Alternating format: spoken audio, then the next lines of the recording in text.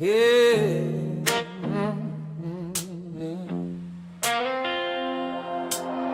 Same dirt diamond under Friday lights, same town showing up every night.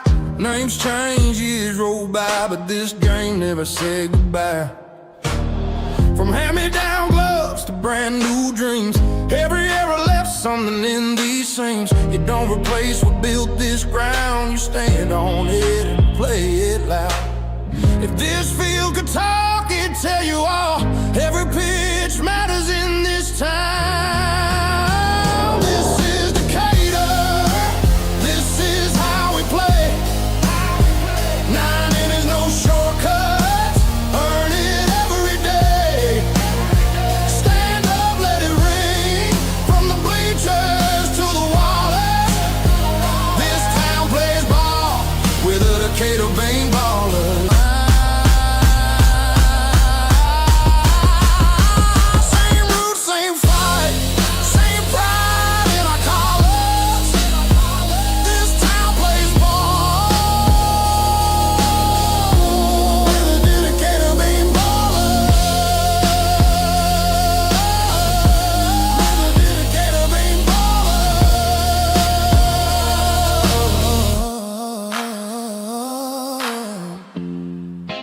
Beanball baller, beanball baller.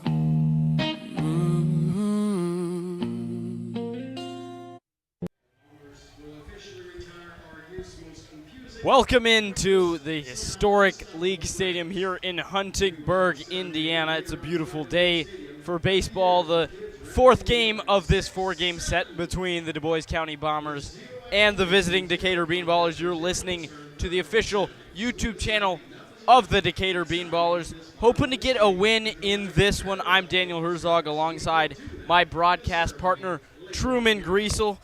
The Bean Ballers fell last night here at League Stadium 4-1 to the Dubois County Bombers. Hoping for a different result. Got the ace on the mound, right-hander Nate Trimble. And the Bean Ballers still looking for their first road win of the year. Yeah, it was tough last night. Manuel Toro pitched really well on the mound in his 6 innings. He really just made 2 mistakes, and that was the 2 home runs he gave up to Nate Ozuna, as well as giving up a homer to Braden Griessel. And it's also tough to expect your pitcher to pitch and win a 1-0 ball game. And I expect hopefully the Bean Ballers offense to come back alive. Again, it's a good pitching staff that they are facing and a really good arm on the mound for Dubois County. But you're going to need more than 1 run. It's going to be in the 4-5 run ball game is where you want to be at. It's going to be still a low-scoring game. It's been a low-scoring series between these three teams as the pitching staffs have shown up. But for the Bean Ballers, it's about getting guys on, moving them over, and ultimately getting that big hit because they just had 1 walk last night. And it's kind of been their formula is, hey, we're going to draw some walks, get hit by some pitches, and then we'll get the big hit. Well, now you got to play baseball. You got to get, a single and then a double and maybe a fly out to score the run. So you got to start playing baseball, play situational baseball. And I think closing out week 2, you're also not only trying to get your first road win this season, try to finish out the week at 500. Come in 2-3, finish it at 3-3, go into next week that has a little bit of a lighter schedule in terms of competition, but finish this week strong and attack next week come Tuesday. Yeah, it's been a quiet week thus far for the Bean Ballers bats. Just 1 run last night. That was the 3rd time in the first 5 games of this week that they've scored 2 or fewer, and the 2nd time that they've done so in a start for Manuel Toro. Just 3 runs combined between his 2 starts for his offense. Those 2 runs came against the Terre Haute Rex in his first start this week on Tuesday. And again, just Bean Ballers bats couldn't quite put together a rally to even get runners on base in the first game of this series back on Thursday. The Bean Ballers left the bases loaded several times, but the opportunities were at least there for the taking. So something that I'm sure Gabe Arroyo's team is going to be looking to be doing is just getting more runners on base, maybe eating into the bullpen.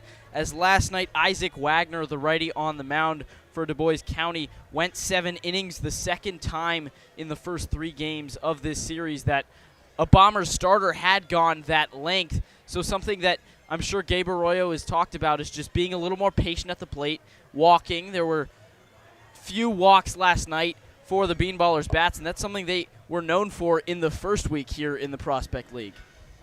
Well, yeah, I mean, again, it started that their formula for success was drawing a lot of walks, getting hit by pitches, but now they're facing better pitchers who have better command, and so now you're going to have to get some hits. You're going to have to attack early in counts. You're going to have to fight pitches off and start getting big hits, getting doubles, triples, getting some extra base hits to accumulate that, but you're facing good pitching. You're facing another great starter in the mound today. James Ross has not given up an earned run yet in his 11 innings, but he should be a formidable foe. But it's another great job. You know, Nate Trimble, when he's gotten on the mound, the Bean Ballers have given him a chance to win, and hopefully they do it again here today. Yeah, Trimble got the start back on Wednesday against the Springfield Lucky Horseshoes, pitched 5 scoreless innings, 4 punch-outs in that one, and just 1 hit surrendered. The Bean Ballers went on to win 7-3 in that one. And as you mentioned, Truman, on the mound tonight for the Dubois County Bombers, James Ross. He spent last season at Calvin College through 36.2 innings with a 4.42 ERA, so relatively low compared to some of the arms the Bean Ballers have been seeing. So it's important that the lineup can sort of eat into him and make it a quick outing if possible. He'll face a lineup, will give you the Bean Ballers. No Matthew Novominski, so the second Sunday in a row that is his off day. So leading off in right field is Brandon Abernathy. Then hitting second, also no O'Neal Felice today. Hitting second at first base, Jackson Snitko. Misael Maldonado in center field in Novominski's place. He'll hit third. The designated hitter tonight, Grayson Robertson, after a few off days. Caleb Kreider will play third base and hit fifth. He had a trio of hits last night, hoping to continue his multi-hit streak of 3 games. Carter Rich manning shortstop as always. He'll hit sixth. Then in the 7 spot, playing the 7 position in left field, that's Trevor Geis. Gage Reynolds manning the backstop. This is his 3rd start behind the plate this week for the Bean Ballers. He started in both of their 2 wins. And then rounding out the lineup for the Bean Ballers, Keegan Farnes, the second baseman. Another start for him as well. So a Bean Ballers lineup that pieced together plenty of hits last night, just couldn't find a way to get on the board. And hoping for a different result today against James Ross. Yeah, and Ross, I mean, really good last time out, 7 innings against the Alton River Dragons back on Tuesday. Gave up just 2 unearned runs on 2 hits, struck out 7, walked 4. He's going to be another quality arm that the Bean Ballers are going to see, and so far we've seen this summer when they face quality arms, they haven't been able to level up their aggressiveness, and they haven't risen to the level that the arm that they have faced has shown. But yeah, again, the stud for the Bean Ballers rotation, Nate Trimble on the mound. Got the start on Wednesday, went 5 shutout innings. Hoping for a similar result are the Bean Ballers tonight, and he'll face a lineup for the Dubois County Bombers that is as follows. Drake DeFreitas leading off and playing second base. His 3rd start of this 4-game set. Also played shortstop and homered on Thursday. Got an off day Friday, but started at third base last night. Then the designated hitter, Simon Schultz, hitting second. Braden Giesler in left field and hitting third. We saw Giesler go yard as well last night. Ian Cartwright in center and doing the cleanup duties. And then back behind the plate, John DiGregorio, who started the first game of this series back on Thursday before a pair of off days Friday and last night. Owen Cornett manning first base and hitting sixth. Mace Gosser making back-to-back starts in right field. Aiden McClary back at the hot corner at third base. And rounding things out, the shortstop Simon Gaines hitting ninth. We're going to step aside. We've got the anthem here, but we'll be right back with first pitch here at League Stadium.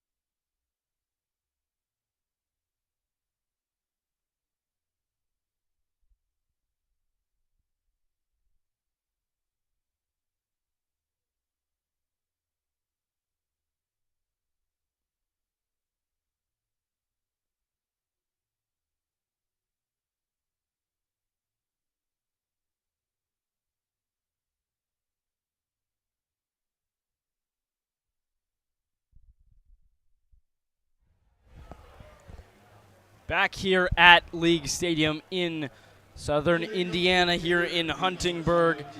The Bean Ballers visiting the Dubois County Bombers, the final game of this 4-game set, looking to even out the series after the win Friday, but losses Thursday night and Saturday night. James Ross, the big right-hander on the mound, deals first pitch, runs inside on Brandon Abernathy, ball 1.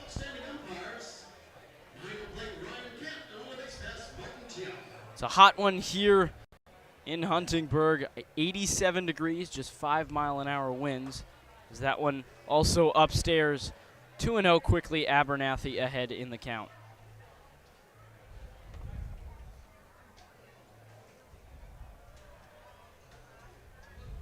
The 2-0 home from Kent. That one in there for a called strike. 2-1 now the count to Abernathy. Got the day off yesterday, but back in the lineup there with Novominski out of the lineup today. See if Brandon can keep swinging a hot bat.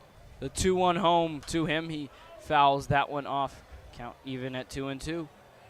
Abernathy got the start Thursday and Friday night in left field. He's been primarily in right with Novominski in center, but the arrival of Misael Maldonado means Gabe Arroyo wants to move things around a little bit. Breaking ball, that hit towards left field, falling and making the diving catch.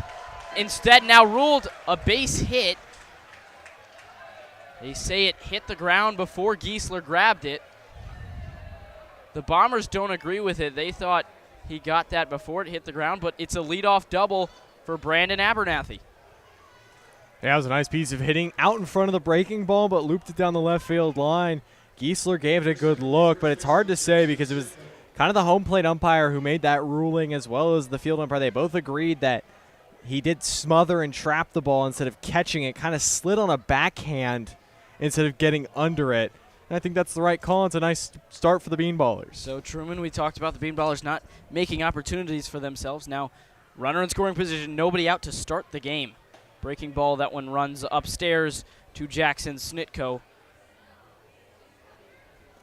Snitko last night here was 0 for 4 with the strikeout, looking to get back in the hit column as he checks his swing, takes ball 2. So 2-0 starts to the first 2 hitters from Ross.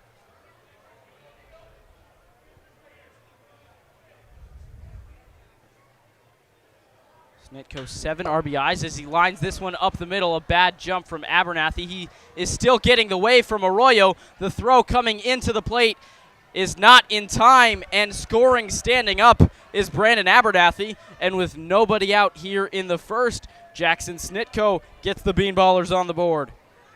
Yeah, nice piece of hitting from Snitko. That's what happens if you're Ross. You fall behind a hitter, and then you try to beat a hitter inside. Snitko all over it, and while Abernathy had to freeze on a line drive in the infield, it squeaked by into right center field, and Abernathy's speed, he's easily able to get in there, even without getting a bad jump. And, hey, the Bean Ballers back on the board for the first time in the first inning in a couple games. So now Snitko on first. Misael Maldonado, the center fielder, up to the plate, takes ball 1 downstairs. Maldonado last night was 1 for 4 with an infield single. That was his first single, his first base hit with the Bean Ballers. Joined them Thursday. Takes strike 1 on the outside edge. Now 1-1 the count to Maldonado. It's a symmetrical outfield, which is rare to see in baseball. 320 to either corner, 365 to the alleys, as this one chopped to the left side, fielded by the third baseman McClary to DeFreitas for 1, but Maldonado's speed has him on first base. So Snitko, the lead runner, thrown out at second, but still a runner on with 1 out here in the top of the first. Just a little bit out in front was Maldonado, but his speed, he easily is able to beat that out. Honestly, get more speed on the base paths compared to Snitko. 2 stolen bases from Misael on Friday. See if he takes off early in this count. So now Grayson Robertson, the designated hitter tonight, takes strike 1. A breaking ball drops in there from Ross. Robertson is scuffling at the plate of late. He's hitting just .211 on the year. as Ross deals home the 0-1. That one blooped into right field. Coming in and making the catch is the right fielder. And doubled off. Gosser came in to make the catch. Maldonado running back to first lackadaisically, and he's doubled off. So the Bean Ballers get one in the top of the first. We go to the bottom of the first. 1-0 Bean Ballers here at League Stadium.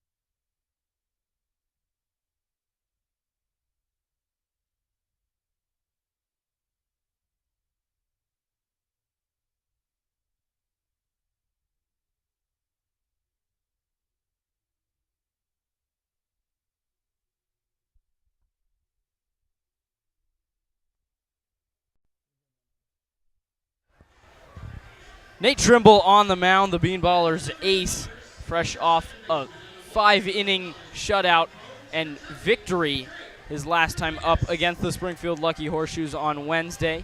Drake DeFreitas up to the plate to lead off for the Bombers here in the last of the first inning.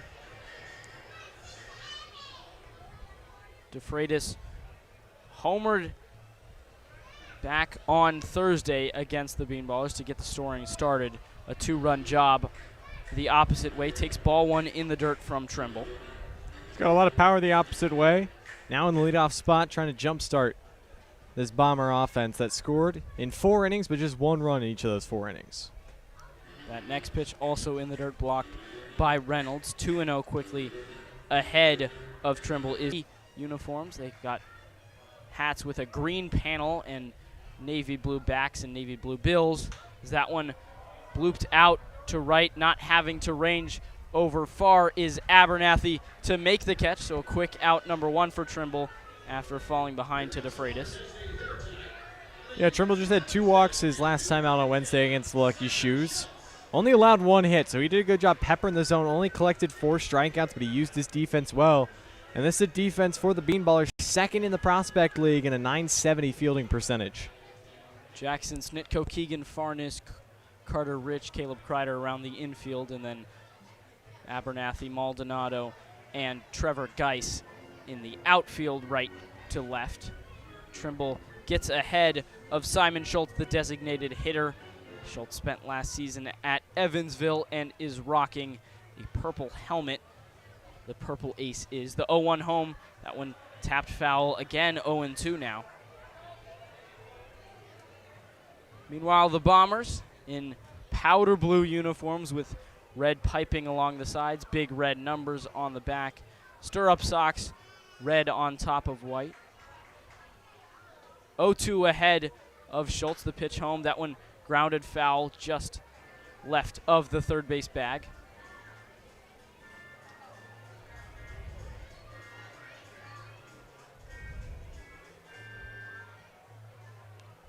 The Bean Ballers again still looking for that elusive first road win.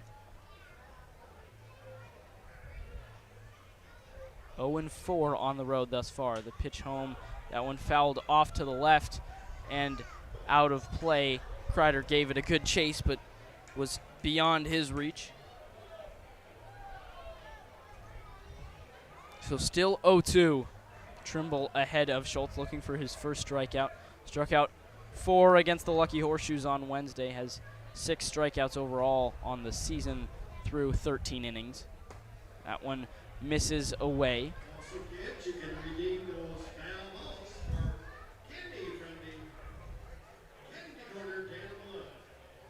1-2 now the count to Simon Schultz. Schultz got the start last night at shortstop. Dealing home is Trimble. That one called. Strike 3 on the inside corner. Schultz headed back to the dugout. The first punch-out victim of Nate Trimble tonight. I think Schultz was sitting breaking ball that 1-2 count. Instead, Trimble challenges him fastball in. And we saw this last night. Schultz really wanted to go to the opposite field. And instead, Trimble catches him looking. Nice fastball in. Good spot. And out number 2. So now 2 outs, and the batter is Braden Griessel. Griessel went yard to his pull side to right field last night off of Abraham Toro. Takes ball 1 from Trimble. First pitch breaking ball from Trimble. Griessel in left field again. Was in the same position last night. Takes ball 2 just inside. Yeah, it was just a breaking ball that hung up from Manuel Toro that Griessel was able to turn and burn and launch one out to right field. I feel like you got to jam him in, though, with that heater, like we saw to Schultz. The 2-0 home. That one just off the inside edge. Now 3-0. Trying to hit that spot twice now and failing both times is Trimble. In the eyes of the home plate umpire, Ryan Kent. Also in the field, the umpire, Martin Tim, tonight. That one in the dirt, ball 4. So a 4-pitch walk to Griessel, and a runner is aboard for the Bombers with 2 away here in the last of the first inning. Yeah, he was trying to hit that inside corner, just unsuccessful from Trimble. Griessel guy only walked 23 times in 53 games at Johnson County Community College this past spring, but he was content to draw the 4-pitch walk. Now bring up Ian Cartwright. Only 2 walks his last time out from Trimble. The first free pass handed out today, and now the batter, Ian Cartwright, the center fielder. First pitch right down Broadway, a fastball from Trimble. 0-1 now the count to Cartwright.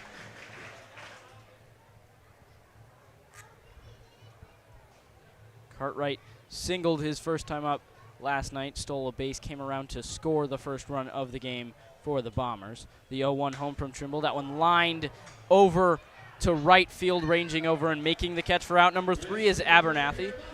So the Bombers get a walk, but leave the runner on base. We go to the second inning. Bean Ballers leading 1-0 here at League Stadium.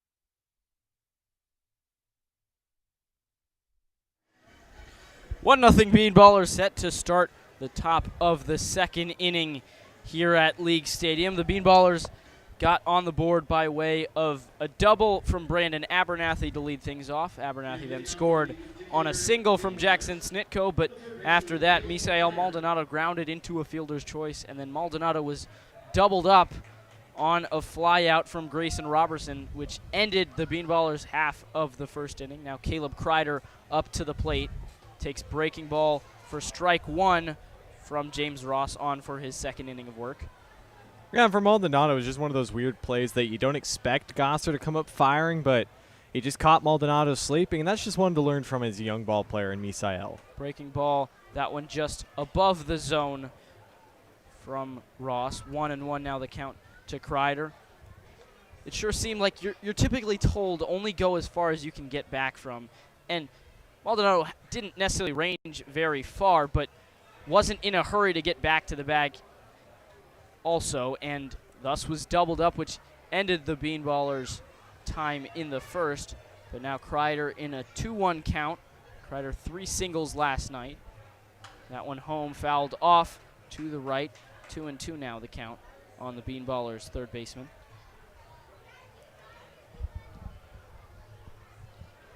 Kreider now up to 375, his batting average through 24 at-bats so far this season. The pitch home. That one called strike three on the outside edge. The first punch out of the game for James Ross is Caleb Kreider. Yeah, nice pitch from Ross. Heater on the outside. Kreider, one of those that's a little too close to call. Always feel like, you expand your zone by a couple inches with 2 strikes.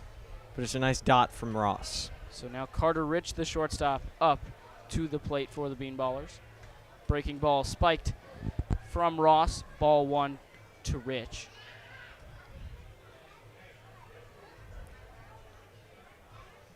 Rich hitting .265 coming into today. The 0-1 home. That one check swing. He does go around. 1-1 now the count to Rich.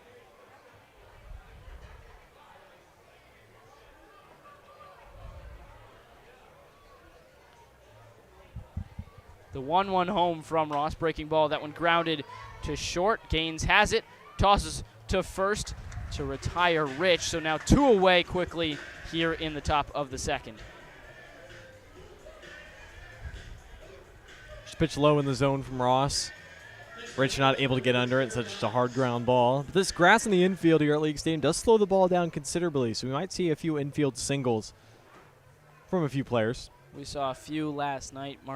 Misael Maldonado, Caleb Kreider among those with those infield singles. Breaking ball taken for a strike by Trevor Geiss, making his second consecutive start out in left field tonight.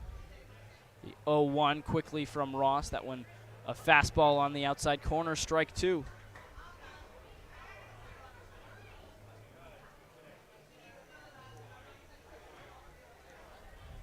Working quickly again. Ross deals fastball just off the outside corner. Thought he had his second strikeout victim of the inning, but Geiss handed a lifeline.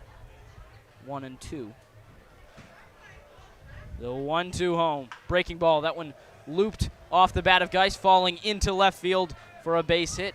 So a 2-out single for Trevor Geiss has a runner aboard for the Bean Ballers here in the top of the second. Saw that last night from Geiss out in front of a breaking ball. This time again, it was off the end of the bat, but he has the strength to just get it over the infield and put it into shallow left field, and honestly, that'll do. A hit is a hit. So now Geiss aboard. That is just his third hit this summer with the Bean Ballers.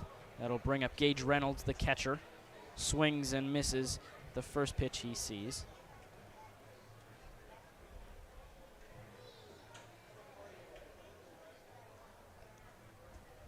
Ross deals the 0-1. That one fouled off.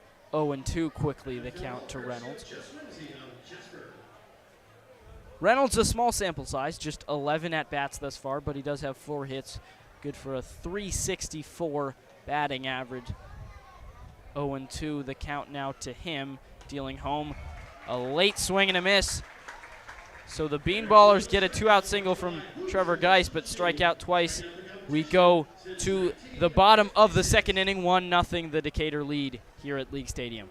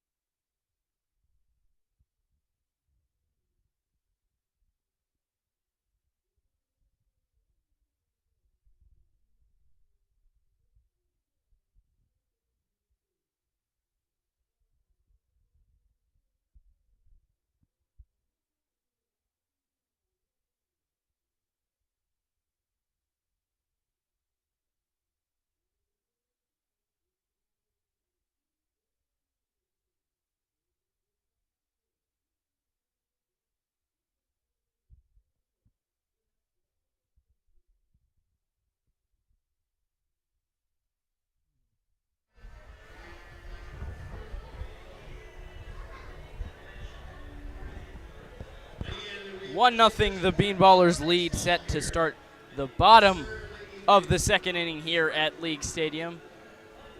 Nate Trimble on for his second inning of work, and it's been quick work for both pitchers thus far.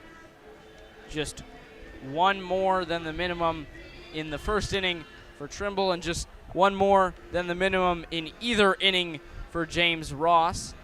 Now 5, 6, 7 due up for the Dubois County Bombers. John DiGregorio, the catcher, to lead things off.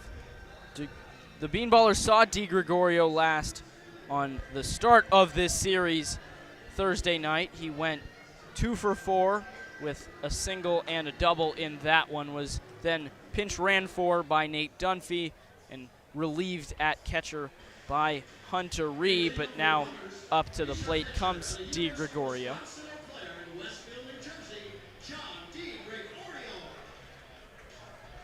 The Bombers were without a hit in the first inning. The Bean Ballers have collected 3 through 2 innings. And Trimble ready for the first pitch to DiGregorio. Here it comes. That one is swung at and lifted to center field. Coming in, Maldonado to make the catch for out number 1. We saw this a lot last night from Manuel Toro. He's working quickly, attacking the zone, inducing a lot of soft contact from these Bomber hitters, and Trimble trying to do much of the same, painting the corners, not getting too much of the plate, and challenging these hitters early in counts. So now that'll bring up to the plate Owen Cornett, the first baseman tonight. He has been switching off with Nate Ozuna at first. Gets the start tonight after Ozuna got it Thursday and Saturday. Ozuna did go yard to break the 1-1 tie last night. Dubois County ended up totaling 2 more runs, winning the game 4-1. Now 1-0 the count to Cornett. A little awkward on the landing from Trimble there. Ball in the dirt, 2-0 now the count.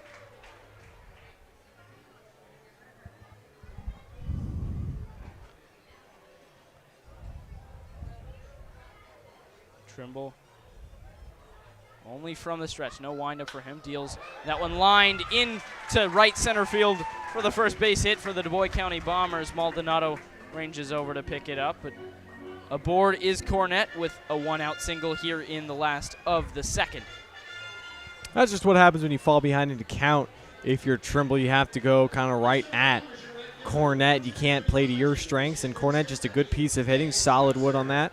Lined it right back up the middle. So Cornett 1 for 1. He was 0 for 4 with a walk on Friday. Up to the plate now, Mays Gosser, the right fielder. Takes strike 1 on the outside edge. A good fastball to start things off for Trimble.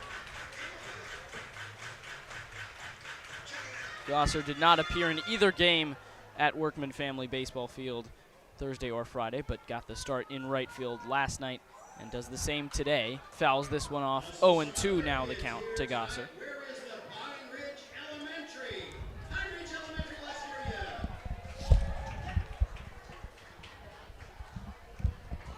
For Gosser last night, it was 1 for 3 with a walk and a pair of groundouts to go with his single on the day. 0-2 the count. Trimble takes a peek, now deals home. The 0-2, that one upstairs, 1-2. Now the count to Gosser.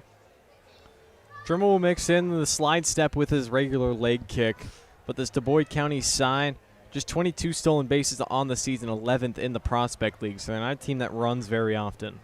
And the big arm of Gage Reynolds behind the plate, so I don't blame them if they don't run a lot today. Dealing the 1-2, that one in the dirt, blocked by Reynolds, keeping it in front and keeping Cornett on first base. 2-2 now the count to Gosser at the plate. For Gosser, so far this summer, 24 at-bats, 7 hits, a .292 batting average. He also does have 2 runs batted in. Taking a peek now, dealing home. That one just off the outside corner, and the count is now full on Gosser. Sometimes those that Gage Reynolds' glove did not move, and so that leads you to think that maybe Reynolds set off the plate, but it was a great spot, a great hit from Trimble. Can't let it get to him and discourage him. So now full count. Runner on first, 1 out here in the bottom of the second. Bean Ballers lead 1-0. Trimble deals. That one fouled back off the screen. Count still full. Cornett stays alive. Or rather, Gosser stays alive.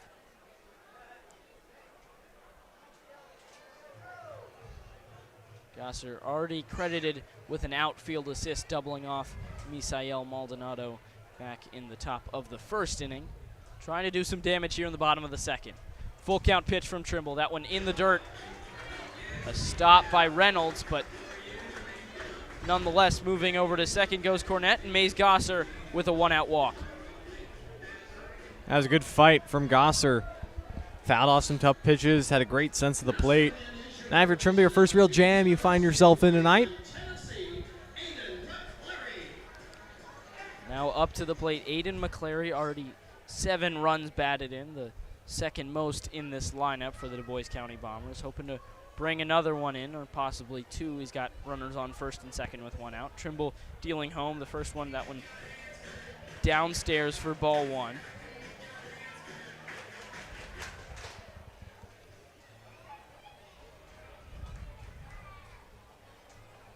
So since the first pitch, fly out for John DiGregorio to start this inning. It's been a 2-0 single from Owen Cornett, and then Mays Gosser working back from 0-2 to walk. And that one bunted back to the mound. Trimble's only played a first, and he makes it for out number 2, but moving up are Cornett and Gosser to second and third.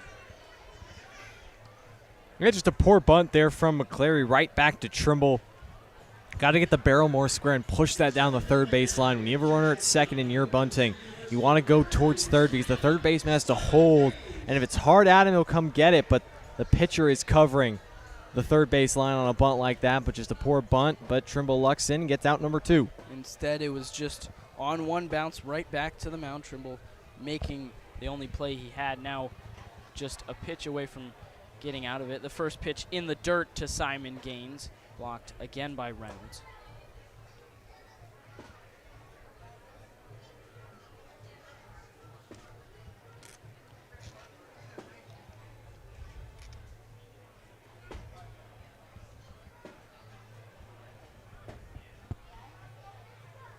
Runners on second and third. That one blooped into the air in left field, ranging over and making the catch for out number 3. So 2 runners reach into scoring position for the Bombers, but both are stranded. We go to the third inning. The Bean Ballers lead 1-0 here at League Stadium.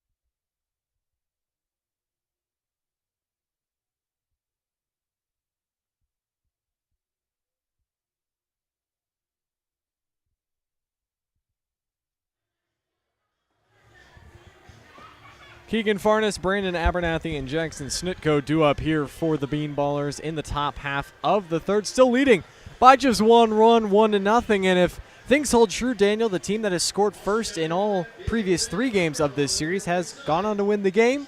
And if that stays true to fruition here in Game 4, the Bean Ballers will come away with the victory here on Sunday afternoon. Yeah, the Bean Ballers did get on the board first in this one, and they did so before even getting it out. It was Abernathy and Snitko piecing together 2 hits, a double to start things off for Abernathy, and Snitko driving him in with a single.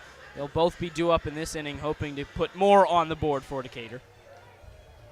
James Ross has worked around some foot traffic on the base paths in each of the first 2 innings, but used a couple of strikeouts last inning and a double play back in the first to get himself out of it. Farnes digs in, the left-handed hitting second baseman. Comes in hitting .241, making his 9th start. First pitch from Ross, inside, ball 1.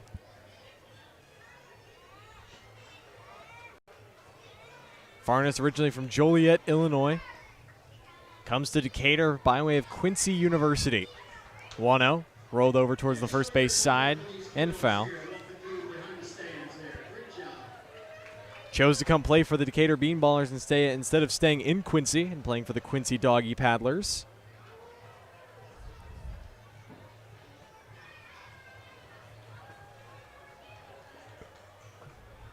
One, breaking ball in the outside corner, misses. 2 balls and a strike. Farnes was 1 for 3 yesterday, that 1 hit being a single. 1 for 9 in the series. Rolls one up the middle, over the head of Ross. To his left, Gaines fields it on a hop and throws out Farnes for 1 down.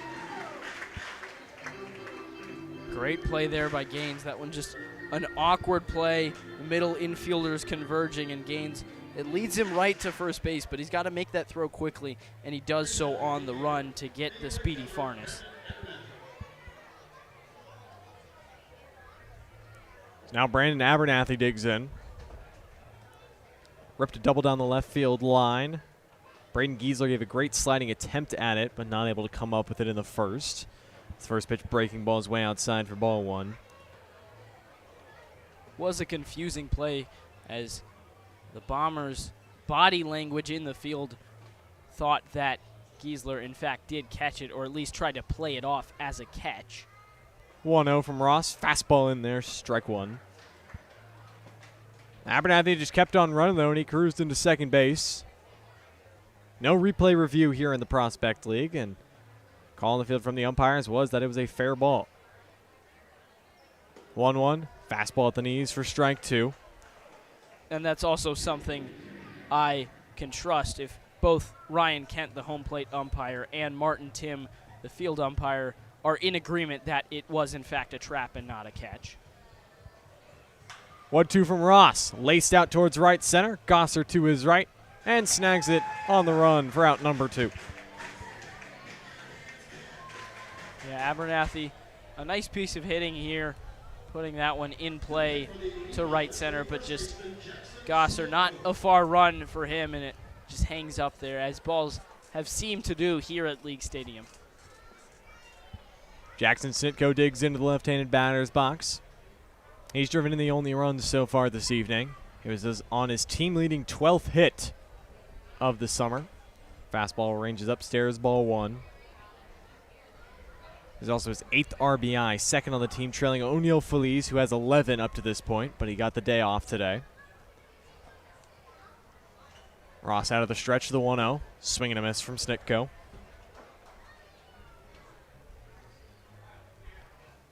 Snitko, a very pull-heavy guy. If you leave something in the zone, maybe middle in towards him, he'll certainly get to it and place it down the right field line. 1-1 from Ross inside. In there for a strike. Snitko didn't like the call. But he's now got to protect down a ball and 2 strikes. Snitko was hitless yesterday, 0 for 4. It snapped his nice 6-game hitting streak. Just 2 for 12 in the series. And the 2-2 swing and a miss. 3 up, 3 down. Go the Bean Ballers to the top half of the third. Bombers coming up. It'll be DeFreitas, Schultz, and Griessel looking to get that one run back and tie this game as you're listening to Decatur Bean Ballers Baseball here on YouTube.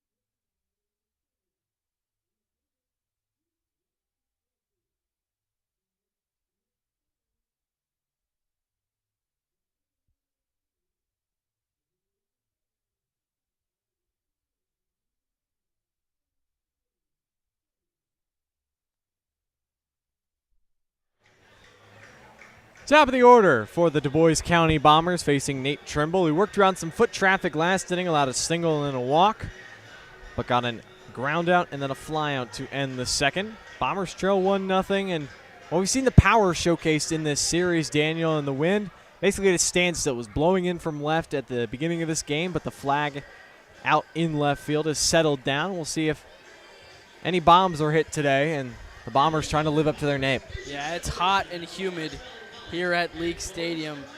Good conditions for balls to carry. We've already seen a few homers here last night, but none so far from the Bean Ballers in the series. 3-0, the long ball count goes in favor of the Bombers, and one of those guys up to the plate now in Drake DeFreitas. DeFreitas flied out to right field his first time up. First pitch from Trimble, swing and fouled back.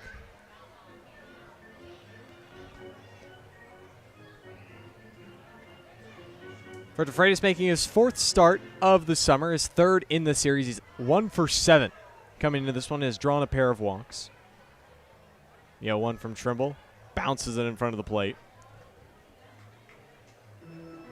That's something we've seen a little bit more from Trimble early on here today than we're used to. Missing low a lot. He's lucky he's got Gage Reynolds behind the plate, one of, I would argue, the best defensive catchers for the Bean Ballers. But something to note. 1-1 from Trimble's a fastball upstairs, 2-1. DeFreitas played 61 games at Wabash Valley College this past spring. Excellent home hitter, 444 at home as he takes another pitch upstairs. 3 balls and a strike to the Bombers' leadoff hitter. 20 hits at home, including 3 homers and 18 RBIs versus just hitting .296 on the road, which is still a very good average. The man from Boaz, Kentucky, finished a .367 batting average and pops the 3-1 offering up from Trimble, but it ranges out of play. I think this at-bat could certainly set the tone for the inning. If Trimble can get him out, just keep rolling, that'd be great for the Bean Ballers. And conversely, if DeFreitas can get on, top of the order for the Bombers, Trimble could run into a little bit of trouble. Payoff pitch. Chopped up the third baseline, foul.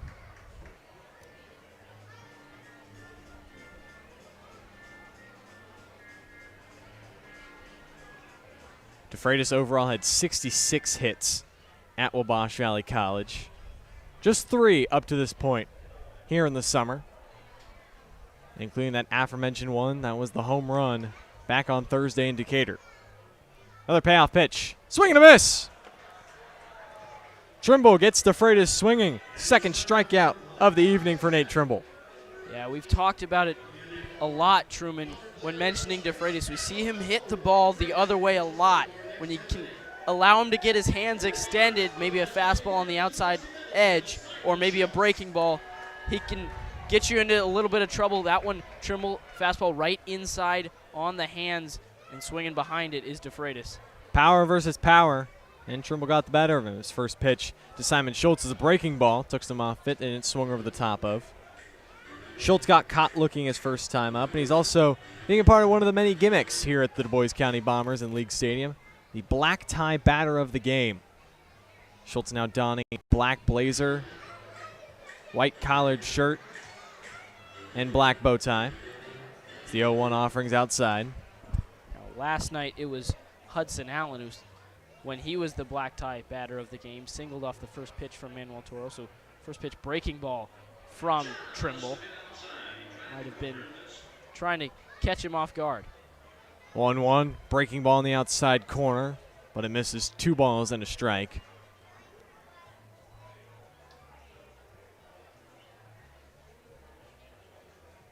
Two-one offering from the right-hander Trimble. Fastball upstairs, 3-1 now. Trimble has walked a batter in each of the first 2 innings. It was Braden Giesler's on deck in the first, and then Mays Gosser last inning.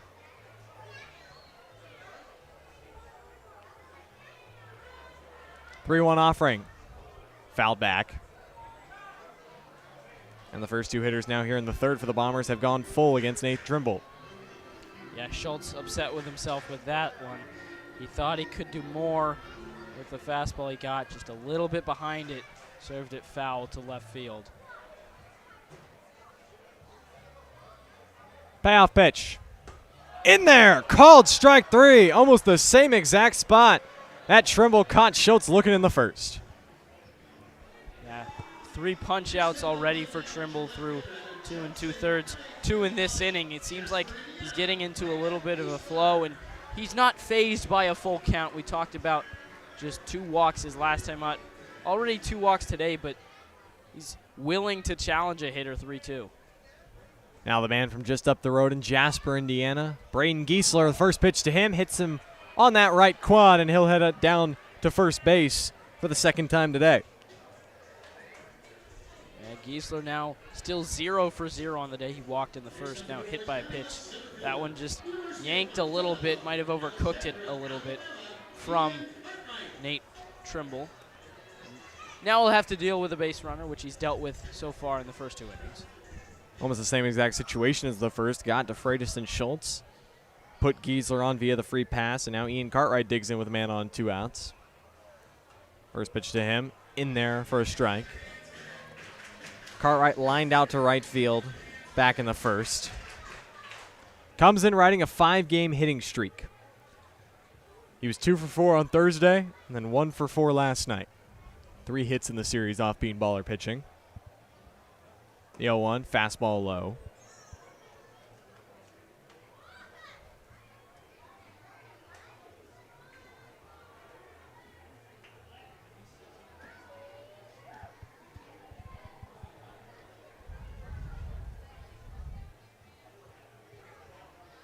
Trimble gives a check over to first. And now delivers. Breaking ball in the dirt, 2-1.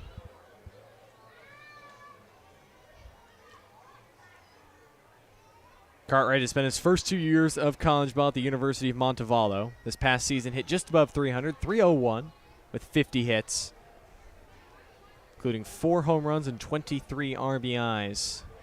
Still looking for that first long ball of the summer. 2-1 from Trimble. Fastball tails outside. 3-1.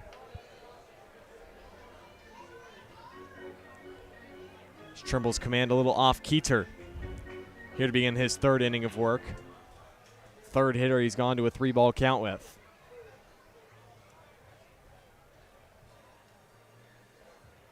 Three-one pitch, chopped towards third, but foul. But again, he doesn't give in. He's fine with challenging the hitter in a 3-ball count and working the count full, as he does here, and got the first 2 hitters on full counts to strike out. Trimble shakes off a sign. Now comes set. Payoff pitch to Cartwright. Off the hands, flared out towards right. Abernathy near the foul line, makes the grab to retire the sign. 2 out hit by pitch in the inning is stranded at first base. 3 shutout innings from Nate Trimble. We're headed to the fourth here at League Stadium. Bean Ballers still lead 1-0.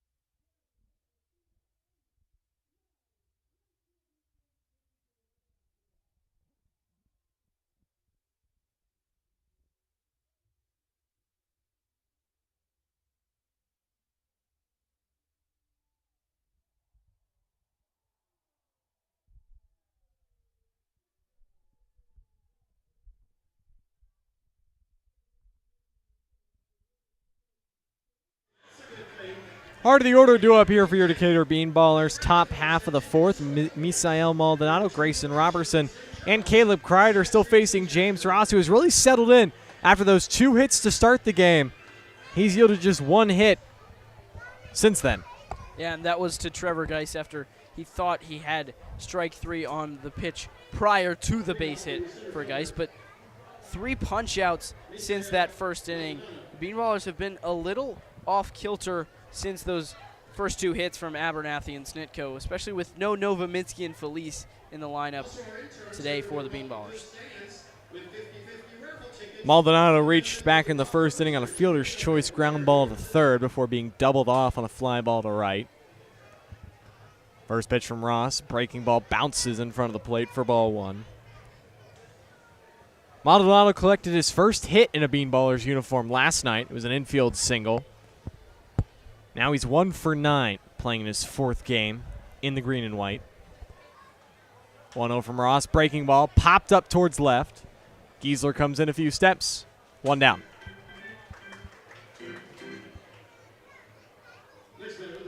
Yeah, that one right in on the hands of Maldonado, able to fight it off, but not able to get the barrel to that one. An easy play for Griessel in left.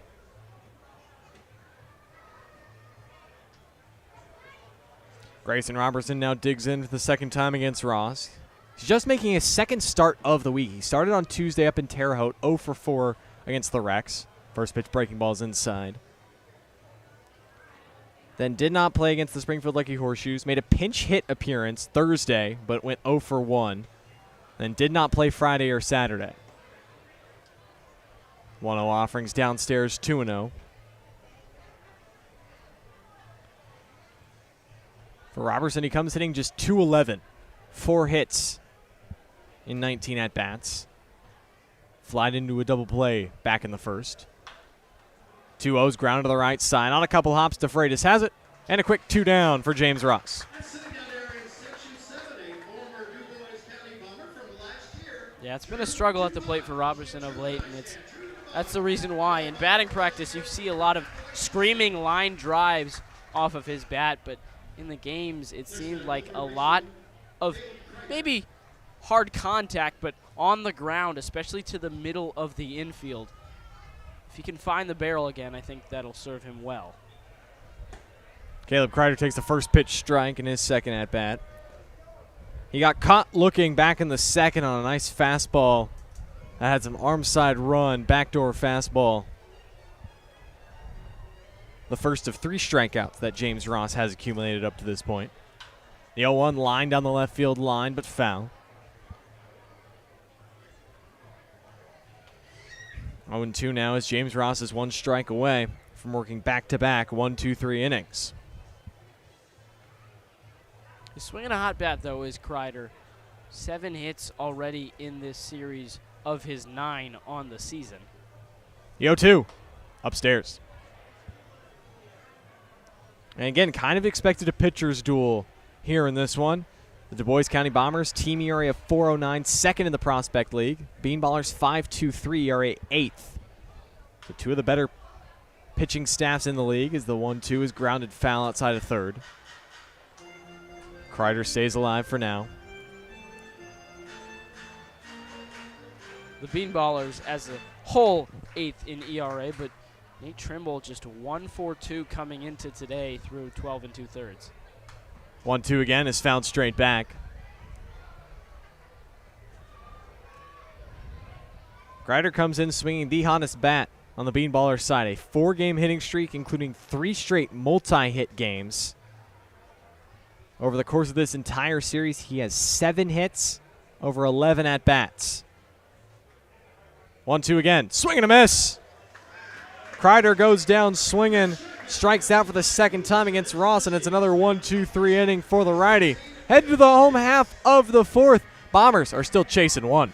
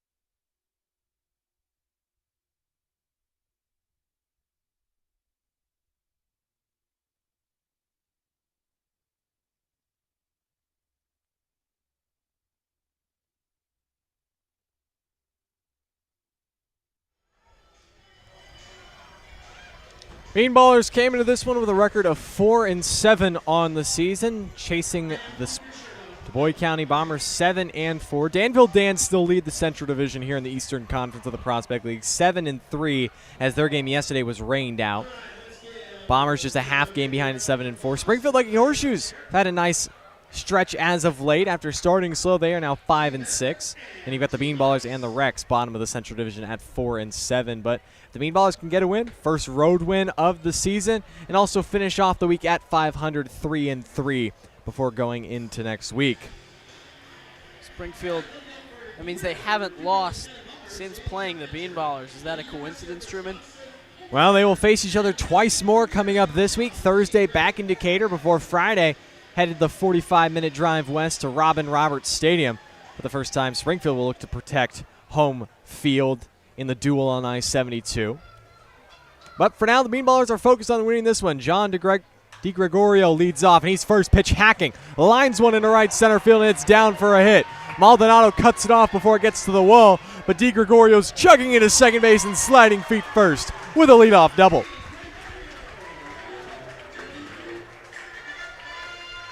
Yeah, DeGregorio aggressive at the plate, not surprised in the slightest to see him first pitch hacking and getting something out of it back in the 8th inning on Thursday night, the first game of this series. First pitch hacking to lead things off. It was a double. It was pinch ran for by Dunphy, who came around to score, and that one run was the difference in the game for the Bombers. Team leading third double now of the season for DeGregorio. But it's the tying run in scoring position for Owen Cornetta, whose first pitch hacking. He fouls one back. Might have even clipped Ryan Kent, our home plate umpire. Cornett already has a hit today. It was a single back in the second to center field. It was just his third hit of the summer, as Cornett's just making his third start. Originally from DuQuoin, Illinois.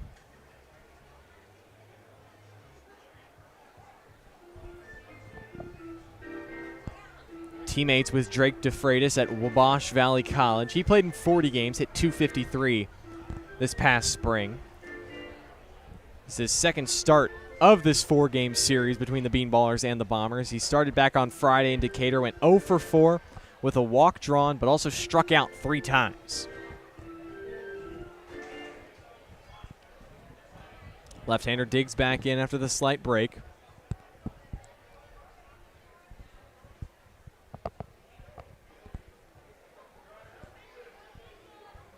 Trimble fires 0-1.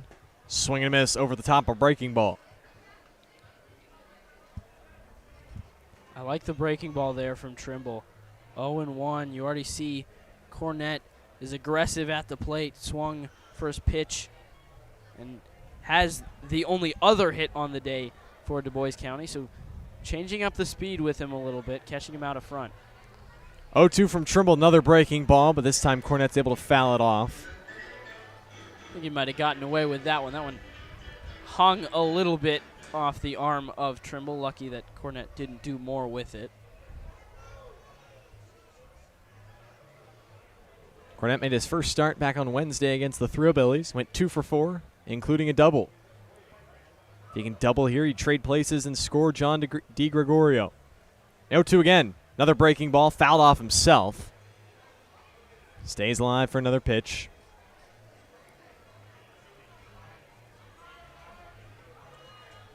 For DeGregorio, that was his 10th hit overall this season. Now makes him the 5th Bombers player to reach double digits in hits, joining Ian Cartwright, Simon Schultz, Hudson Allen, and the team leader Nate Dunphy. With double-digit hits, the team that leads the Prospect League in hits. Came into this one 116 team hits. 0-2, fastball inside. Can't get the call.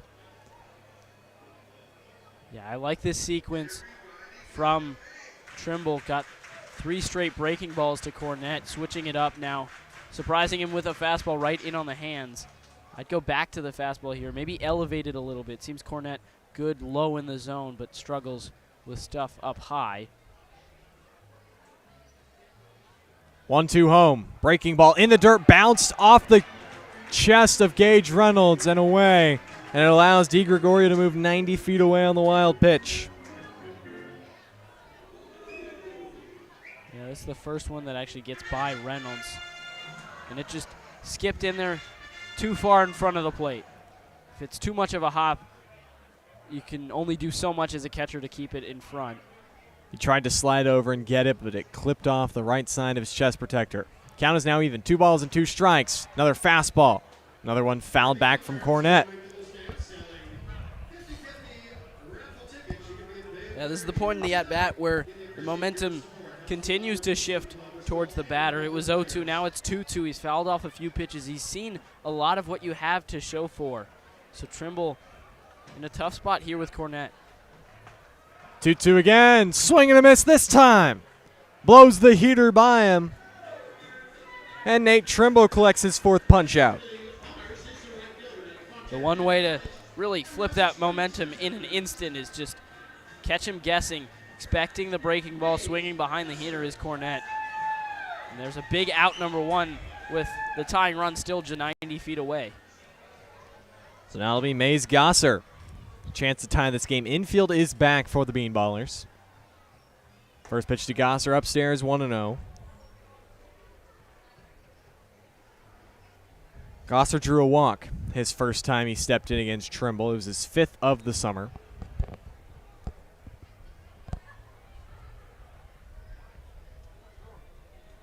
One-0. Foul tipped back to the mitt and might have clipped Ryan Kent again. He's in pain. It's twice now this inning that he's got the rough end of a foul ball. Coaches from both teams. First-year manager Gabe Arroyo for the Bean Ballers, as well as 7th-year manager Travis Lamar of the Bombers come out to check on Mr. Kent. Kent brought some water by Arroyo. That's very kind of him. I was a little nervous there. He was in a crouch with his head in his hands for a bit, but got up with a smile towards Gabe Arroyo. Seems to be okay. Both managers, Arroyo and Lamar, familiar with the Prospect League, as Arroyo was a coach last year with the Terre Haute Rex before playing as a player for the Rex previous 2 summers, where Lamar, he played for the Dubois County Bombers from 2007 to 2009, but it was not when they were a part of the Prospect League. The Bombers have only been a part of the league since 2023, as they were part of the Ohio Valley League from 2013 through the summer of 2022. Since their inception, though, in 2023, they've had 1 playoff appearance and a Prospect League Championship Series appearance, as they were one of the original members from 2009 to 2012. They were a member. They then took a break, went to the Ohio Valley League, and then back now in the Prospect League. Ryan Kent is okay. And the 1-1 breaking ball slips out of the hand of Trimble, 2-1. Yeah, I expected a breaking ball there from Trimble. It seems like, especially when there's a break in action, maybe a first hitter up that is something exciting for the crowd, or just a break in action. Dubois County is pretty aggressive, so switching it up with a breaking ball just missed there. 2-1, flared, out of play to the right side. Count is now even at 2 balls and 2 strikes. Gosser, originally out of Russell Springs, Kentucky. Played college ball this past spring at Frontier Community College in his true freshman season.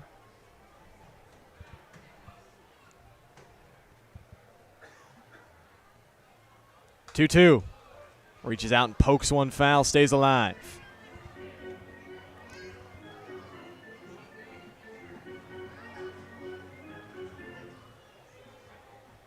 Gosser making his 9th start with the Bombers so far here in 2026.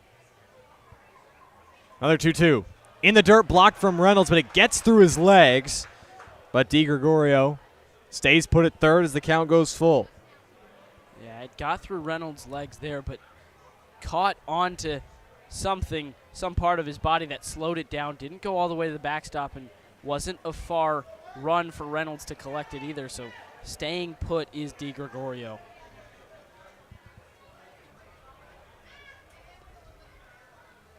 Pitch number 60, coming from Nate Trimble. The payoff pitch, swing and a miss. Went upstairs, gets Gosser to chase, and it's back-to-back punch-outs. He's been phenomenal in late counts today. That means that's now 4 of his last 5 punch-outs on either a 2-2 or a full count. And he's fine with switching things up, throws a fastball there. Just seems like keeping now this runner still at third. Back-to-back punch-outs. And Aiden McCleary, first pitch swinging, lines it into center. DiGregorio crosses home, and we're tied here in the 4th.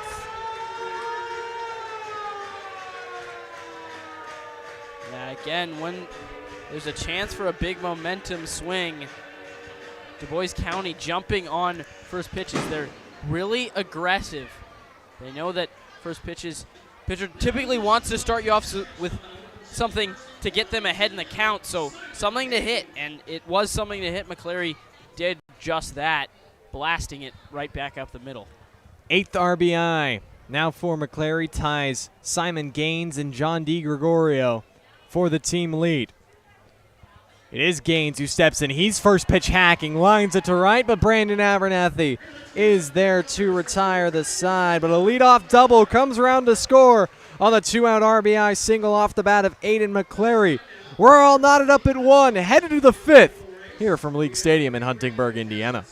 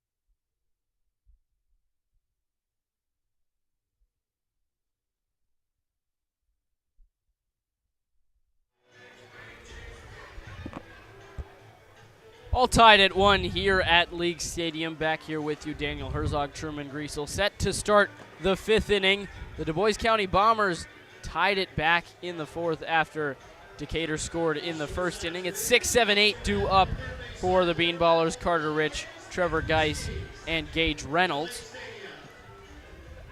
3 hits each for either team. For the Bombers, they got 2 of those 3 last inning against Nate Trimble, the starter, who gave up a leadoff double to John DiGregorio, who advanced to second with nobody out on a wild pitch. Then 2 strikeouts of Owen Cornett and Mace Gosser to get 2 quick outs, but a single first pitch to Aiden McClary brought in the tying run. Now Rich up to the plate for the Bean Ballers. Grounded out his last time up.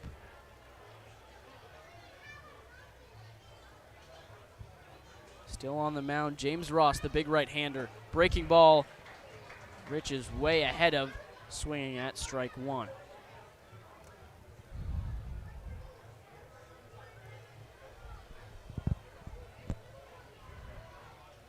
That one spiked in the dirt, 1-1 now the count to Rich. For Ross today, he's got 4 punch-outs on the day, yet to walk a batter. He has given up 3 hits, but retired the last 7 hitters in order for the Bean Ballers, including 3 punch-outs. That one misses, 2-1 now the count to Rich. Yeah, Ross has really gotten into a groove out there on the mound. See if someone can break him out of that groove, get some more base runners on. The 2-1 from Ross. That one blooped into shallow right field, but into the glove of the right fielder, Mace Gosser, for out number 1 off the bat of Rich. Not on time, got beat right there, did Rich. Off the hands, didn't get the barrel. Just a lazy fly ball out to right. So that'll bring up Trevor Geiss. Geiss singled his last time up on Ross, but he's the last hitter to reach as the last 9 Bean Ballers have been retired in order. This one behind a fastball is Geiss, swinging at strike 1.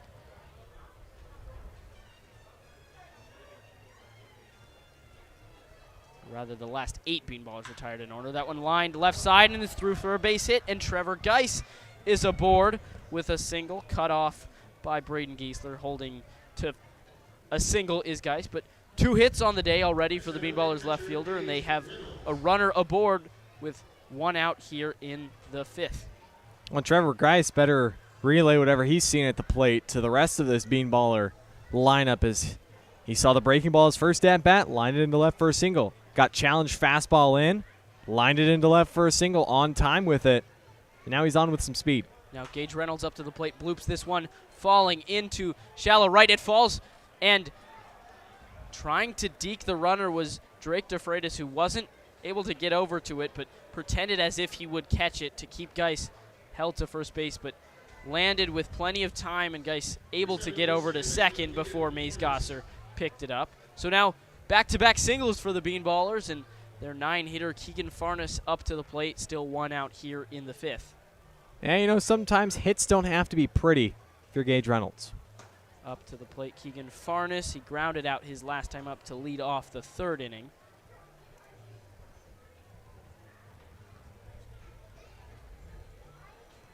Farnes takes ball 1 inside from Ross. Peeking, staring at Geiss at second. Now takes look back. Another look, now deals home. That one low and away for ball 2. So maybe a little too focused on Geiss at second. And Ross misses the zone again.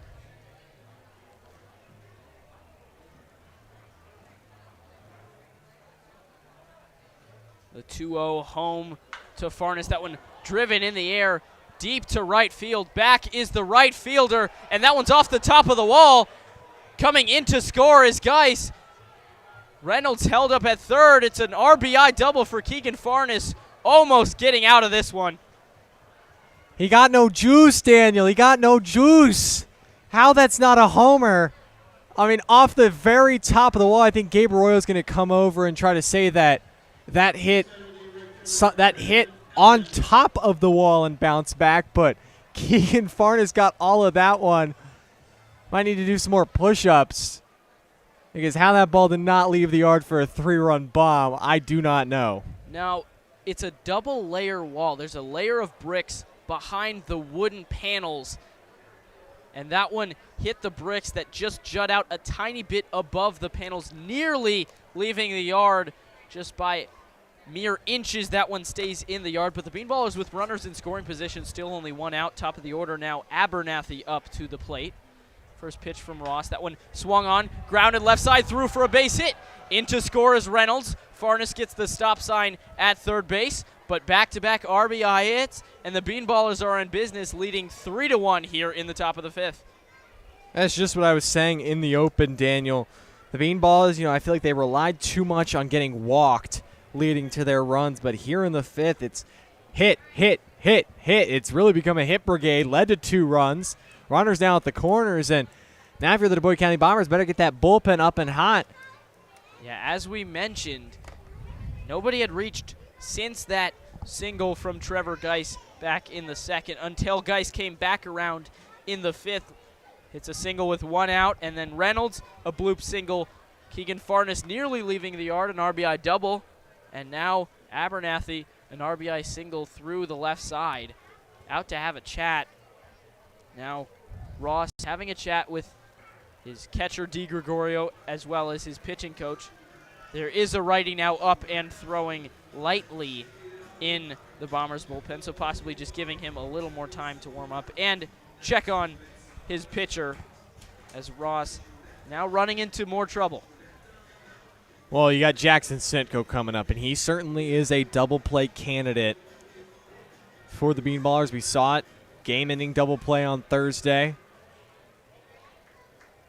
Snitko has grounded into 2. As a team, the Bean Ballers have grounded into 9 double plays so far this summer. It's been aggressive for the Bean Ballers so far this inning. The last 4 runners have all reached. 2 of them have scored, and 3 of them on first pitch swinging, as that one in there for a strike, the first pitch to Snitko. Well, I think Logan Marks, the pitching coach for Dubois County, telling them pitch Snitko away. The 0-1 home to Snitko. That one driven in the air down the right field line, fading foul and out of play after a long run for Gosser. That one leaves the yard, but it's foul. Well, showed you right there. DiGregorio was set up outside. Ross missed inside, and Snitko almost made him pay. When Snitko struck out back in the third, it was a fastball up and away. Let's see if Ross can hit that spot. Maybe tries to go bat foot breaking ball. But I think you got to stay away from the left-handed hitting Snitko. The 0-2 home to Snitko. That one is away, fouled off to the left. Snitko grabbing a piece and staying alive. But since the leadoff flyout from Carter Rich, it was a first pitch single to Trevor Geiss, a first pitch single to Gage Reynolds, Keegan Farnes doubling off the wall, and then a first pitch single to Abernathy. 2 runs already in the inning. Fastball up to Jackson Snitko is ball 1, 1-2 now the count. It's still only 1 out. The Bean Ballers have Snitko, and it'll be Maldonado hitting third, and if anyone else reaches, Grayson Robertson might come up to the plate. That one lined up the middle, ranging in, and the ball is dropped. It drops in center field, station to station for Abernathy. Farnes comes in to score. It's an RBI single, and the bats keep moving. Jackson Snitko with this one. Decatur leads 4-1 now here at League Stadium. Just a nice piece of 2-strike hitting from Jackson Snitko. Shortens up a little bit, fastball away, lines it right back up the middle. Cartwright got an okay jump on the ball, tried to close fast, but not able to make the sliding grab. And the hit parade continues. This float, Jackson Snitko. That's 5 straight hits for the Bean Ballers. Maldonado trying to make it 6. Grounds it to the third baseman, McClary, over to DeFreitas for 1. On to first base. A double play ends the inning, but not before 5 hits yield 3 runs for the Bean Ballers. We go to the home half of the 5th inning here at League Stadium. Decatur leads 4-1.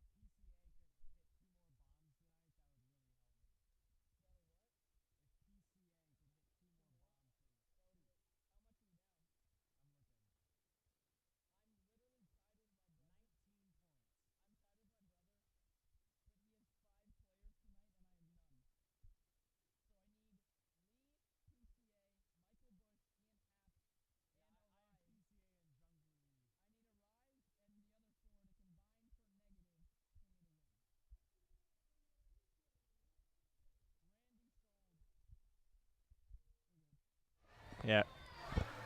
4-1, the Bean Ballers now lead as we're set to start the bottom of the 5th inning. It was a hit parade for Decatur back in their top half. Carter Rich flew out to lead things off, but then a single from Trevor Geiss, a single from Gage Reynolds, a booming double off the wall for Keegan Farnish, which scored Geiss, and then Brandon Abernathy a single through the left side, and Jackson Snitko a single up the middle.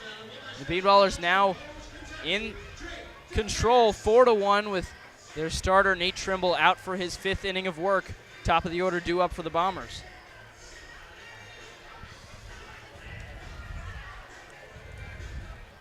Well, and Trimble comes into this inning, 68 pitches, probably is his last, but maybe he can make it a clean, quick one. Drake DeFreitas up to the plate, swinging and missing at strike 1 from Trimble. DeFreitas 0 for 2 today with a strikeout, his last time up back in the 3rd. Yesterday he was 0 for 3 with a strikeout, also walked and scored, as this one spiked off of Reynolds and gets behind it, but nobody on. So 1-1 now the count to DeFreitas. Yeah, after this game, you might need to have Gage Reynolds' chest just wrapped in ice on the bus ride home. I think I'll have some, maybe a casual conversation with Truman, like, hey, man, the mound is 60 feet 6 inches from home plate, not 58 feet. DeFreitas was 1 for 4 with a 2-run home run and a walk on Thursday. Got the day off Friday, got the start last night, and now tonight leading off as he takes a breaking ball for strike 2.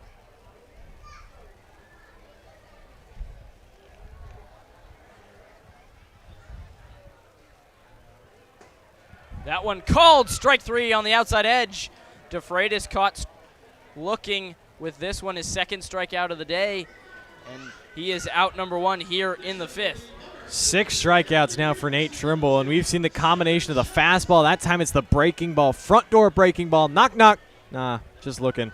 DeFreitas heads back to the dugout, but really impressive from Nate Trimble. It's now a season high in strikeouts. He's chasing his collegiate high from this past spring, 7 he had twice at Oakland City. The first pitch in there for strike 1 at the knees to Simon Schultz. Dotting the corner is Trimble. Schultz, 2 of those 6 strikeouts from Trimble. He's 0 for 2, both of those his at-bats today. Behind in the count, 0-1. Trimble deals that one breaking ball just upstairs for ball 1. Well, the way he's beaten Schultz both times has been a hard fastball inside. Schultz hasn't wanted to turn and burn yet. The 1-1 to Schultz. That one tapped down the first base line. Snitko shovels it to Nate Trimble for out number 2. 2 quick outs for the Bean Ballers righty here in the bottom of the 5th. Well, that's what you wanted to see. 2 quick outs on just 7 pitches. I think if you're Gabe Arroyo and John Toney, you'd love if he can finish 5 innings off under 80 pitches and not have to go more time rest that the Prospect League requires of pitching.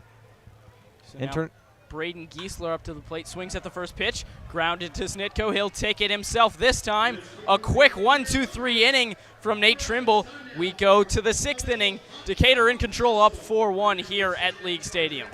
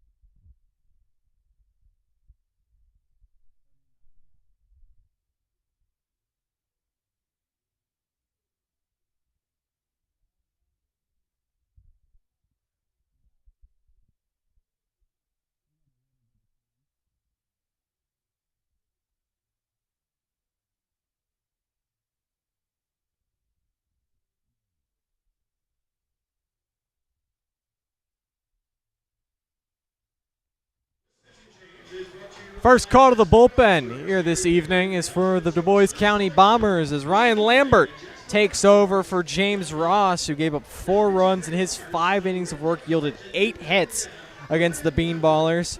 Did strike out 4, did not walk anybody, but he ran into trouble in the 5th. Bean Ballers tagged him for 3 runs, and now the Dubois County Bombers turned it over to their bullpen.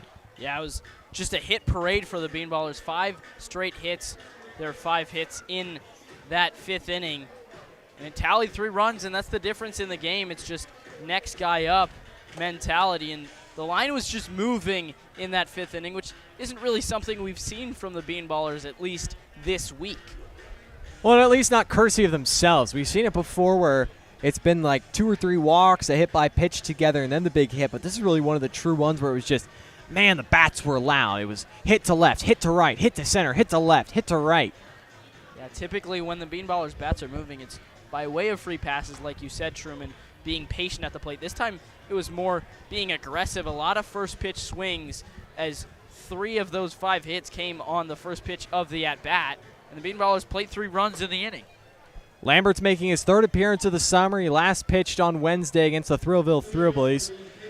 Allowed 2 hits, struck out 3 in an inning and 2/3 scoreless outing. His first outing came against the Springfield Lucky Horseshoes May 29th. Went 2 1/3 scoreless, 1 hit, and 2 strikeouts in that 13-5 victory. But hard of the order to up 4, 5, and 6. Robertson, Kreider, and Rich to greet the newly entered Lambert, who's just walked 2 across his 4 total innings.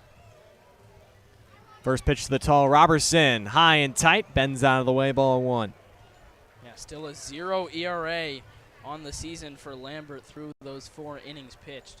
5 punch-outs, just 3 hits, and 2 walks, like you mentioned, Truman. So trying to limit runs now, hoping to come back. The Dubois County Bombers might have called on the right person. 1-0 fastball chased and cut on and missed from Robertson, who's 0 for 2 today, a ground out and a fly out. He's still searching for that first hit. You have to go all the way back to last Friday night against the O'Fallon Hoots, when he went 1 for 3 with a walk in that victory. Chases a fastball upstairs, 1-2. That's now back-to-back pitches. He's been behind the fastball. I wonder if Lambert will stick to it or if he goes off speed here now that Robertson is mixed up with the timing. 1-2 from Lambert. Swing and a miss. If it ain't broke, don't fix it. Gets Robertson to chase the high hitter. Yeah, after that first pitch ball upstairs, which might have shaken Robertson up a bit. It's good morning, good afternoon, good night. 3 fastballs right by him that he swings behind. Just not up to speed on that one was Grayson Robertson. 6th strikeout of the season now for Lambert. Brings in Caleb Kreider. He struck out twice against the starter James Ross. Once looking, once swinging. First pitch to him. Skies one in the air towards right. Gosser tailing towards the foul line. Runs it down and makes the grab for out number 2. Not bad for Kreider. He's a little behind this fastball, but it's a little bit towards the outside edge, so just skies this one. Gets under it a little bit more than you might like, and Goss arranging over to make the easy catch. It's now 2 outs and nobody on. Carter Rich, who led off last inning, that 3-run outburst from the Bean Ballers, but he flied out to right. First pitch to him is downstairs near his feet. Ball 1. After he flied out, it was 5 consecutive hits that scored 3 runs for Decatur. Rich now lines one back up the middle under the glove of DeFreitas and into center field. So Carter Rich is on with his first hit, and it's a 2-out knock. Yeah, a great piece of hitting right on time after it seemed Robertson and Kreider might have been a little behind the cheddar from Lambert. And the Bean Ballers scored 2 of their 5 runs on Friday after separate situations where they had bases empty, 2 outs. So maybe able to stir something up here with Geist at the plate, already 2 hits on the day and a runner aboard. First pitch to Geist. In the dirt, gets past the catcher Di Gregorio, and Rich will now move up into scoring position on the wild pitch. That hit was his 10th of the season. He now joins Brandon Abernathy, O'Neal Feliz, and Jackson Snitko as guys with double digits in the hit column for the Bean Ballers. RBI opportunity. Bean Ballers looking to pad their 3-run advantage here in the top of the 6th. 1-0 from Lambert. Fouled straight back from Geiss.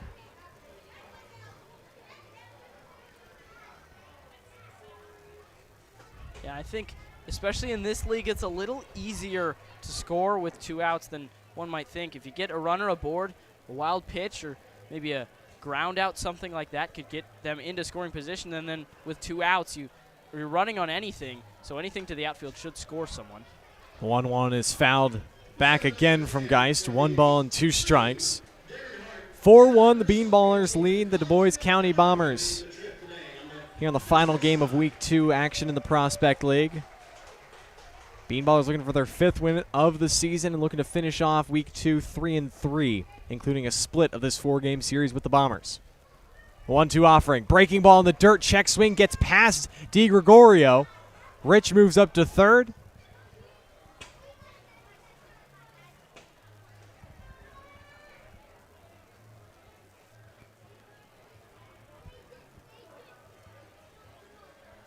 Yeah, a 1-2 pitch going to the breaking ball. That is a breaking ball count, but you got to make sure not to spike it with Rich already on second. Now just 90 feet away, another run for the Bean Ballers possibly. 2-2 from Lambert. Breaking ball in there. Strike 3 called. Freezes Trevor Geiss and strands the runner at third base. 2-out single from Carter Rich. He gets all the way to third, but he's left there. We're headed to the home half of the 6th. Nate Trimble back out, looking to protect that 3-run lead as you're listening to Decatur Bean Ballers Baseball here on YouTube.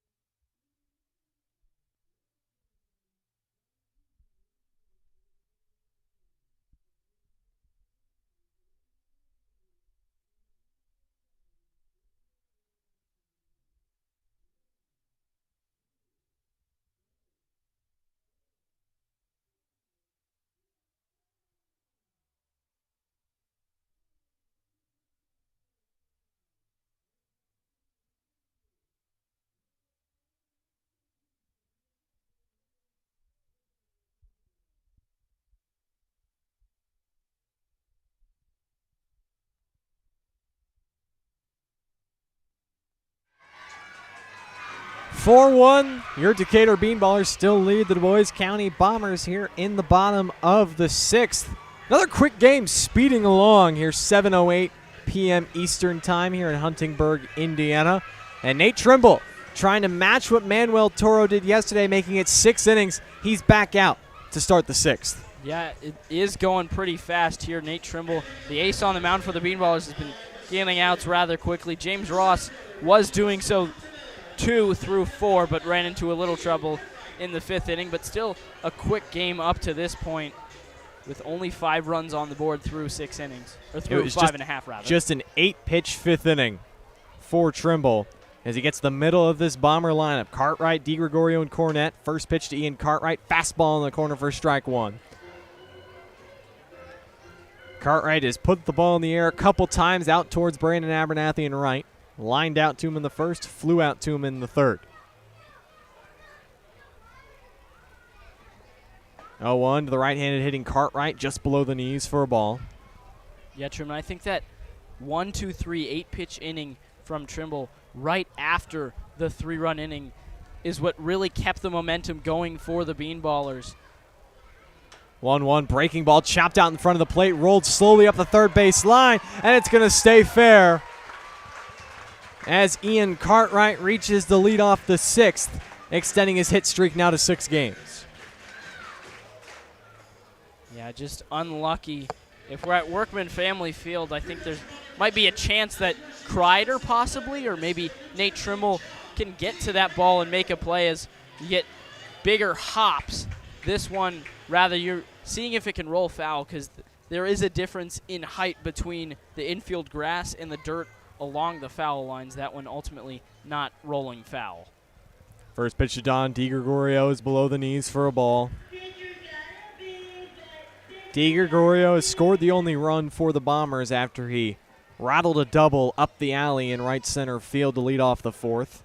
Came around to score on Aiden McClary's 2-out RBI single. 1-0 offering in the dirt.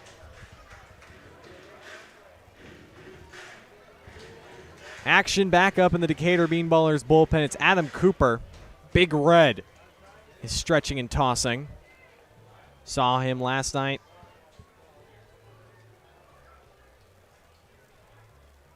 (2-0) from Trimble upstairs. 3-0. Owen Cornett standing on deck.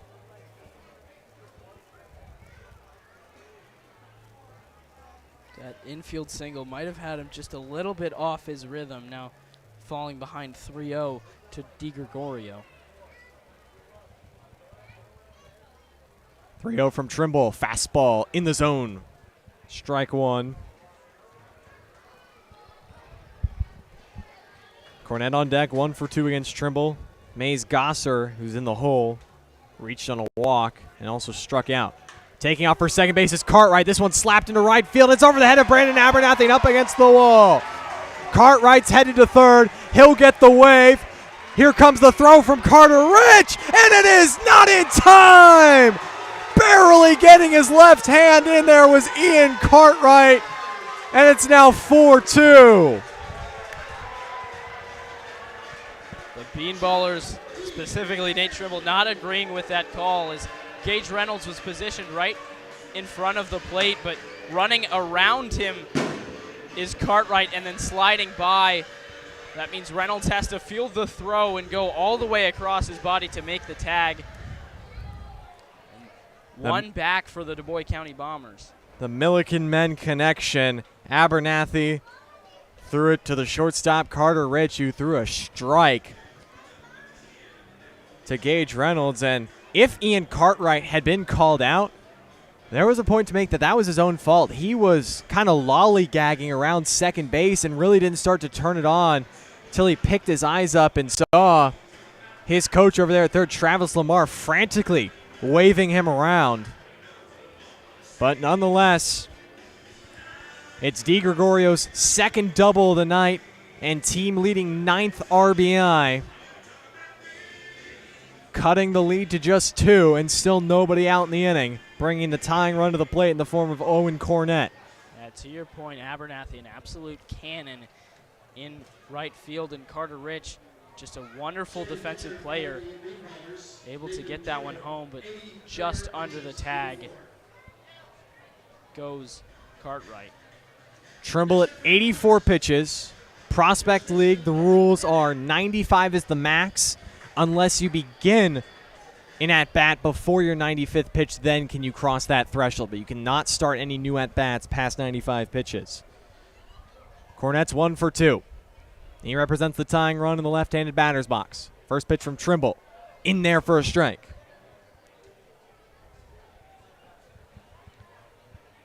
Yeah, it seems like fastballs inside have been a real struggle for the Dubois County Bombers bats.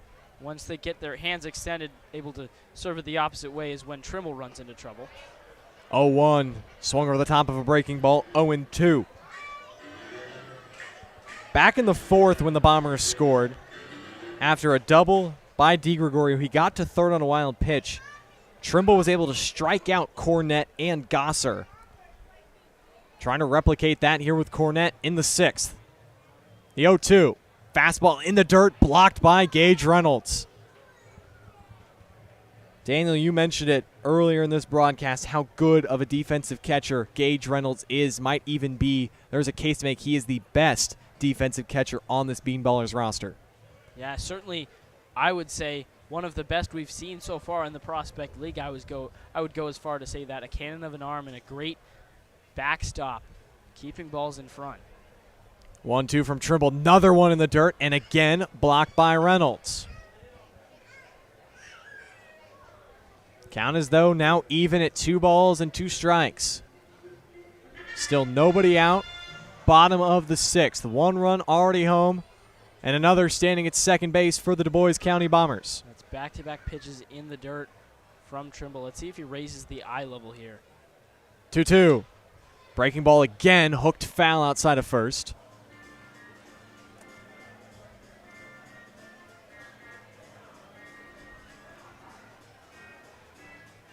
That was pitch number 88. Out of the right arm of Nate Trimble.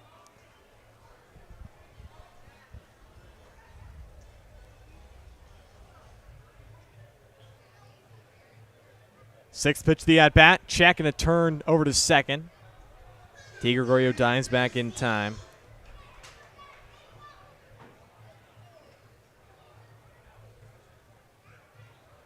Gregorio has not attempted a stolen base this summer.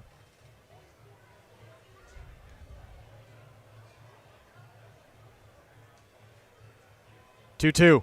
Swing and a miss! A huge strikeout from Nate Trimble, make it 7 punch-outs from the righty. A huge way to get out number 1. When you see a bunch of breaking balls in a row, at some point you're expecting a fastball. I think Cornett was sticking to the breaking ball is Trimble, and he has Cornett out in front for out number 1, and that'll do it for Trimble today. An exclamation point for Nate Trimble, tying his career-high 7 strikeouts as it's Big Red time. Adam Cooper is coming into the game for the Bean Ballers, up 4-2, 1 out here in the 6th.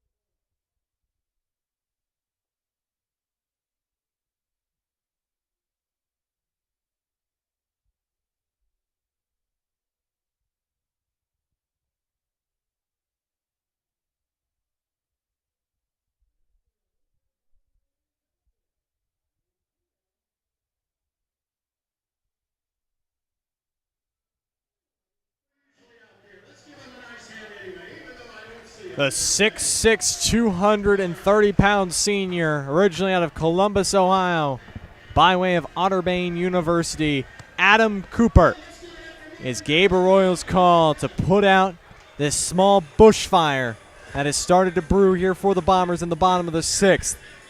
Trailing 4-2, but a runner at second base and the tying run at the plate. Yeah, big punch out to end it for Nate Trimble that can sort of turn the tide, make this a more manageable situation for Cooper, but still the tying run at the plate, Mays Gosser. So he's got to be careful. Cooper came in yesterday in the 8th inning, allowed one of his inherited runs to score, but got 3 outs. Did allow a hit and a walk. 3rd appearance here with the Bean Ballers. First one to greet him, Mays Gosser. First pitch to him. Hacked away and fouled. Gosser had 2 plate appearances against Nate Trimble. He walked and he also struck out. Gosser drew a walk last night against Big Red.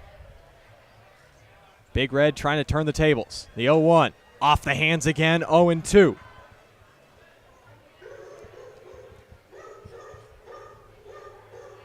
It's really a 2-pitch mix from the righty. Sinker and a splitter. Might break out the slider if he needs to. The 0-2. Fastball way upstairs.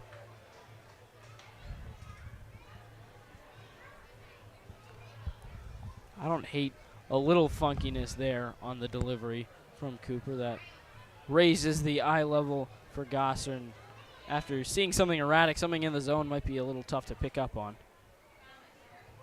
1-2 offering. Fastball high and tight.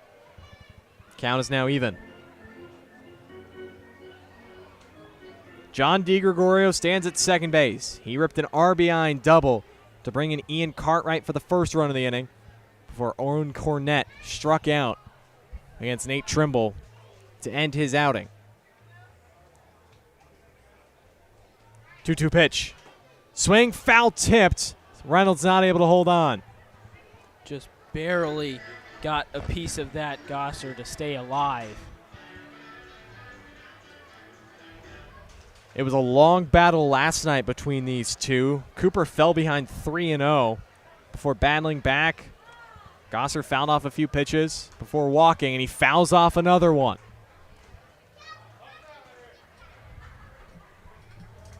Already 7 pitches deep into this AB. And it feels like a massive one here in the bottom of the 6th. And with how much a splitter drops, it's tough to hit, but it's also tough to throw for a strike. 2-2 slider off the plate. Count's now full. Aiden McClary stands on deck.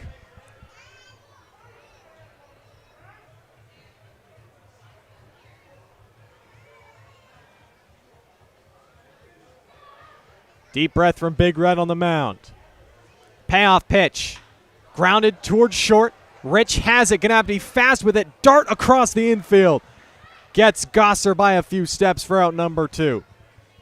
The battle goes to Big Red. Cooper gets a big out. A great job keeping it in front, swallowing it up by Rich and tossing it over with some pace on it to get Gosser at first.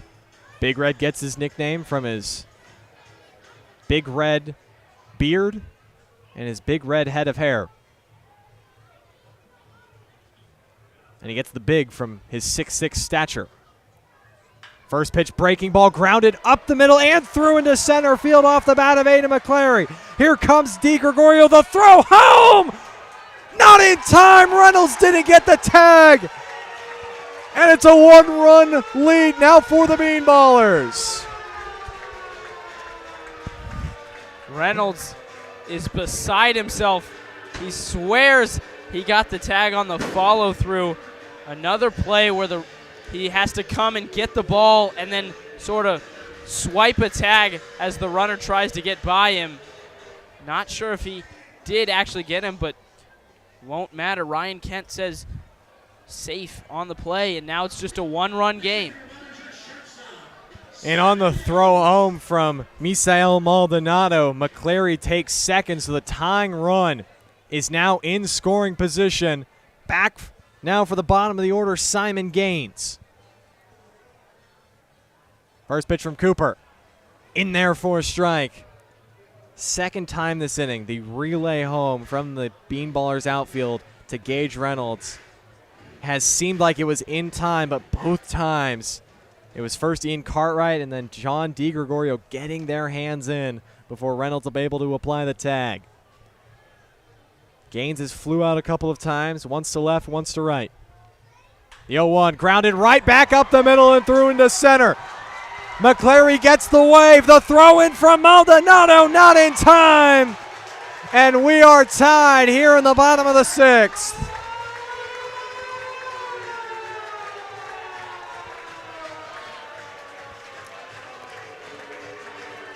Yeah, Big Red. Adam Cooper, he throws strikes, but he doesn't have a lot of stuff to miss bats, and that's really what it seems like he's been missing in this inning. Working counts to 2 strikes, but not able to get out of it, giving up base hits, and now the game is tied. It's a brand new ball game at 4. For Gaines, it's his team-leading 9th RBI after Aiden McClary drove home his 8th. Or excuse me, his 9th as well.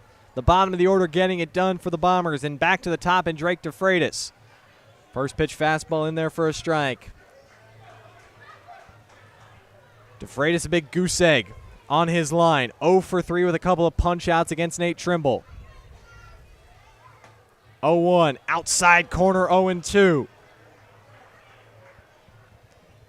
Yeah, again, Cooper does have the splitter and the slider. We've seen the slider already this inning, but those two pitches hard to throw for strikes, especially the splitter. 0-2 inside, taking off for second base and getting there without a throw is Simon Gaines. Go-ahead run now in the scoring position for Dubois County. It's been a lot of hard stuff, a lot of fastballs this inning, and while he's able to locate that, they're often for strikes, and it's just flat, something you can drive right back up the middle. 1-2 pops out of the glove of Reynolds. Go-ahead run now 90 feet away. After Gaines swiped his third stolen base, the pass ball from Gage Reynolds puts the go-ahead run 90 feet away. That's just a nightmare of an inning thus far for the Bean Ballers. Had things somewhat under control, still up 2 when Nate Trimble left, and since then. 1-2 on the corner. Strike 3 called. Big Red gets out number 3, but not before the Bombers come out swinging. They came into the inning with just 3 hits. They leave the inning with 7, and 3 runs come across on the 4 hits in the inning. We're headed to the 7th. Brand new ball game here from League Stadium. 4-all.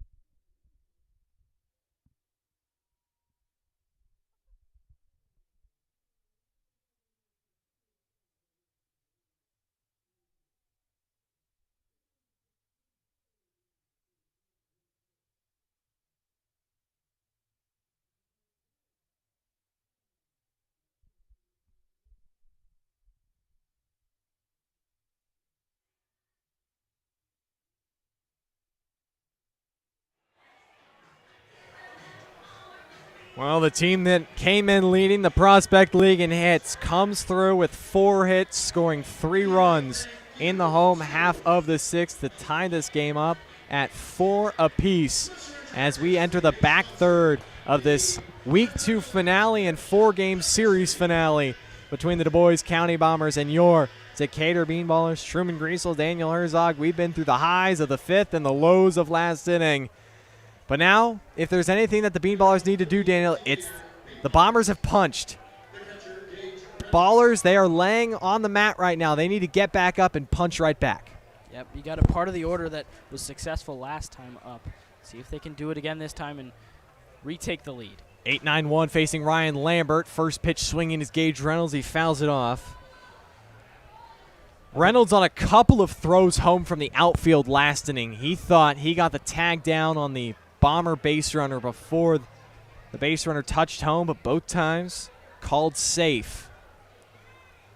Trying to get his offense going again. 0-1 from Lambert to downstairs, 1-1. Reynolds singled his last time up in the 5th. Came around to score on Brandon Abernathy's RBI knock. It was Reynolds' 5th hit of the campaign. Breaking ball tails inside, 2-1.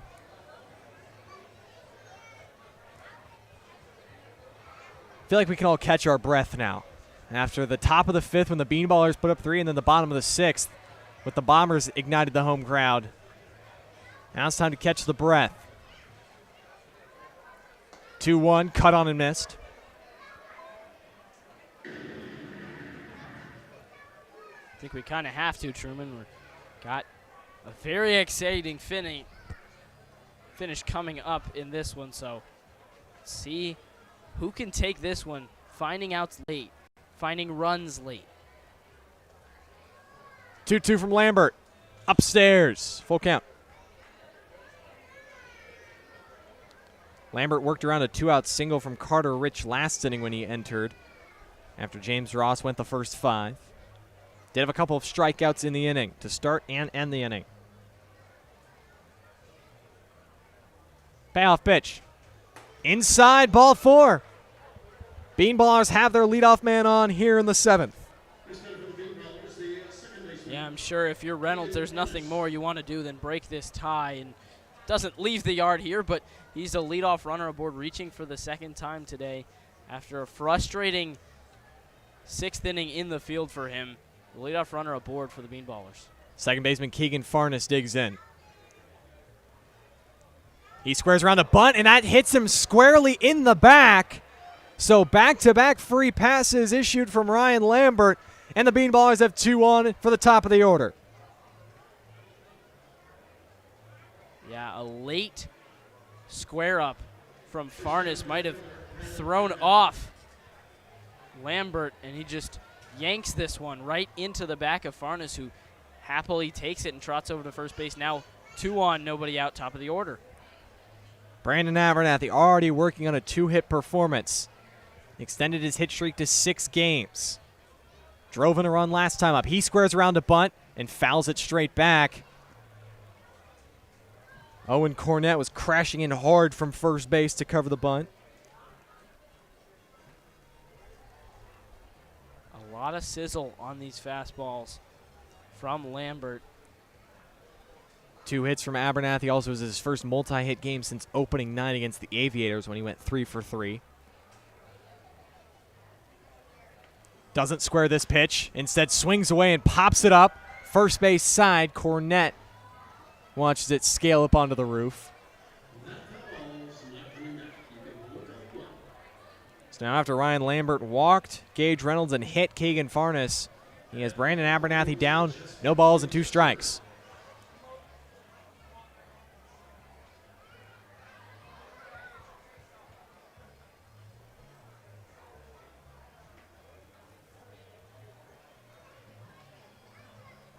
Lambert comes set. The 0-2 home. Curveball lined and snared by the shortstop. Back to second base. Doubles up Gage Reynolds. What a play out there by Simon Gaines, and just like that, it's 2 out with just 1 man on. Yeah, this one softly hit, leaping to make the catch is Gaines, who just tosses to DeFreitas just in time. Another bang-bang play with Reynolds involved, and I'm sure he's just shaking his head. A lot of misfortune so far for him in this 7th inning. After what seemed like a promising start to the inning, Bombers are 1 out away from throwing up a 0. Curveball loops outside to Jackson Snitko for ball 1. He is also 2 for 3 with a pair of RBIs on the day. Right back to his hitting ways after his 6-game hit streak was snapped yesterday. Check over to first. Farnes is back in time.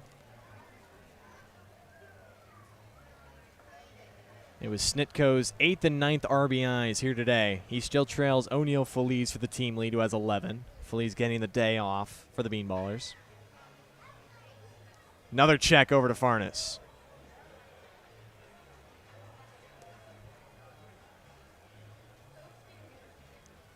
Farnes does lead the Bean Ballers. 6 stolen bases on 7 attempts. Short lead over at first. Pitch to Snitko. Fastball tails outside. Hitters count 2-0.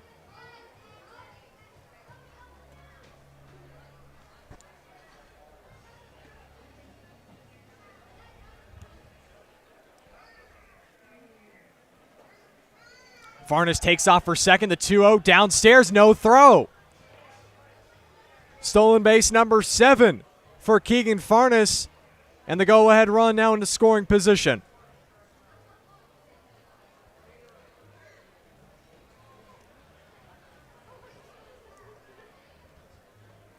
Have to imagine no green light here from Jackson Sitko on 3-0. Misael Maldonado on deck. And it's a fastball up from Ryan Lambert. Second walk of the inning. And it puts 2 on for Maldonado.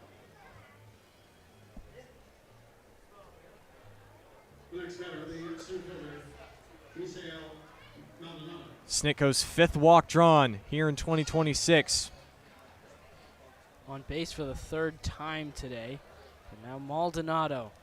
Can he get, still hasn't had a hit reach the outfield with the Bean Ballers. Can he have that here? First pitch, fastball in the corner for a strike. It's been an 0 for 3 day for Maldonado. Did reach base back in the 1st on a fielder's choice, but then he flied out to left in the 4th and then grounded into an inning-ending double play in that 3-run 5th for Decatur.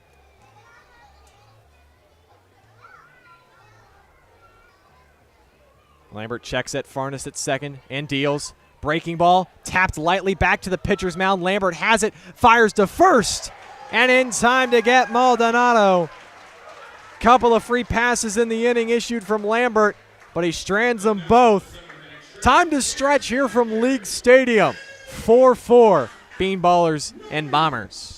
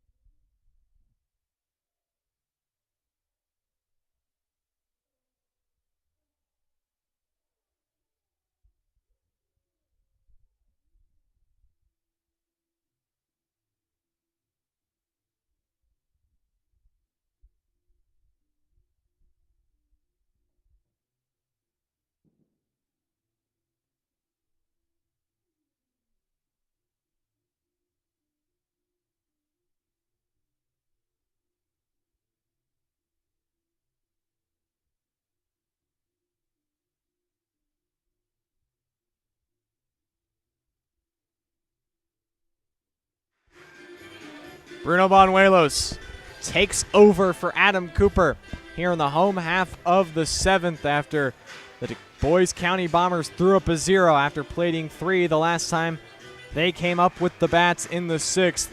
Banuelos makes his 5th appearance of the summer, comes in 1-0 with a 6.14 ERA, but he has yet to have a scoreless inning. We saw him pitch on Friday, Daniel, gave up 2 runs on 2 hits with a couple of strikeouts in that 5-3 win for Decatur, back in Decatur, and he's now looking to throw up his first 0, and it would be a much-needed time for him to do so. Yeah, he's allowed some runs each of the last few outings. Actually allowed runs in every outing so far this year, but high punch-out numbers, and this is a punch-out happy Dubois County lineup. 7 strikeouts in the last 4 innings for them, 8 overall today. So possibly just the lineup for him to run into, especially Simon Schultz leading off. Already 2 strikeouts today. 2-3-4 for the Bombers. 3rd time we're seeing Banuelos pitch this week. He also pitched Wednesday in the win against the Springfield Lucky Horseshoes. First pitch is a breaking ball to Schultz for a strike. Against the Lucky Shoes, Banuelos went 2 1/3 innings, yielded 1 unearned run on 1 hit, and had 5 strikeouts. Second pitch runs outside, 1-1. Schultz has already struck out a couple of times today, both looking against the starter Nate Trimble. Trimble exited after 5 1/3, gave up 3 runs on 5 hits with 7 strikeouts. 1-1 from Bruno. On the corner, strike 2. Adam Cooper then came on last inning. Got a ground out for out number 2, but then back-to-back RBI singles from Aiden McClary and Simon Gaines tied this game up before Drake DeFreitas struck out looking to end the 6th.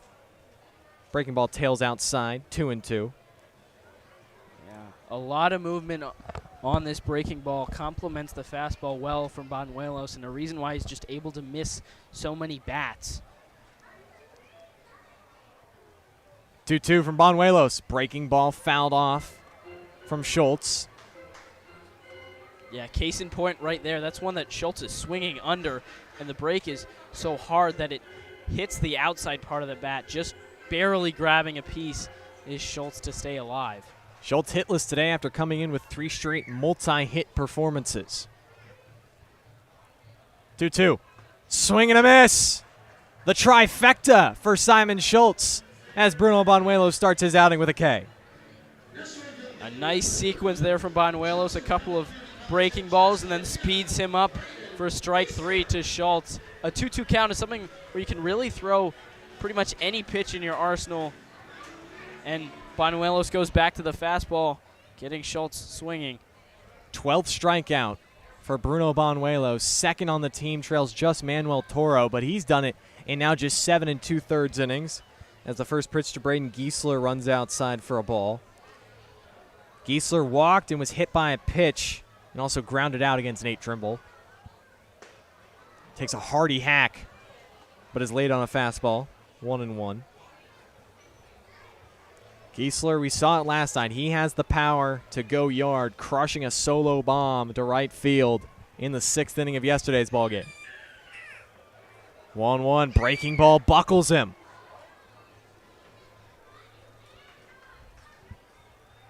Surprising him, just backdoor. Great sequences so far from Banuelos. The 1-2. Breaking ball waved over the top of strike 3. Back-to-back Ks for Bruno Banuelos.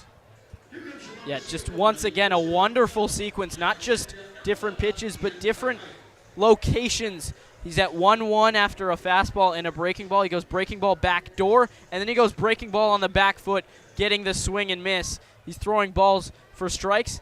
He's throwing balls in the dirt for strikes, swinging and missing.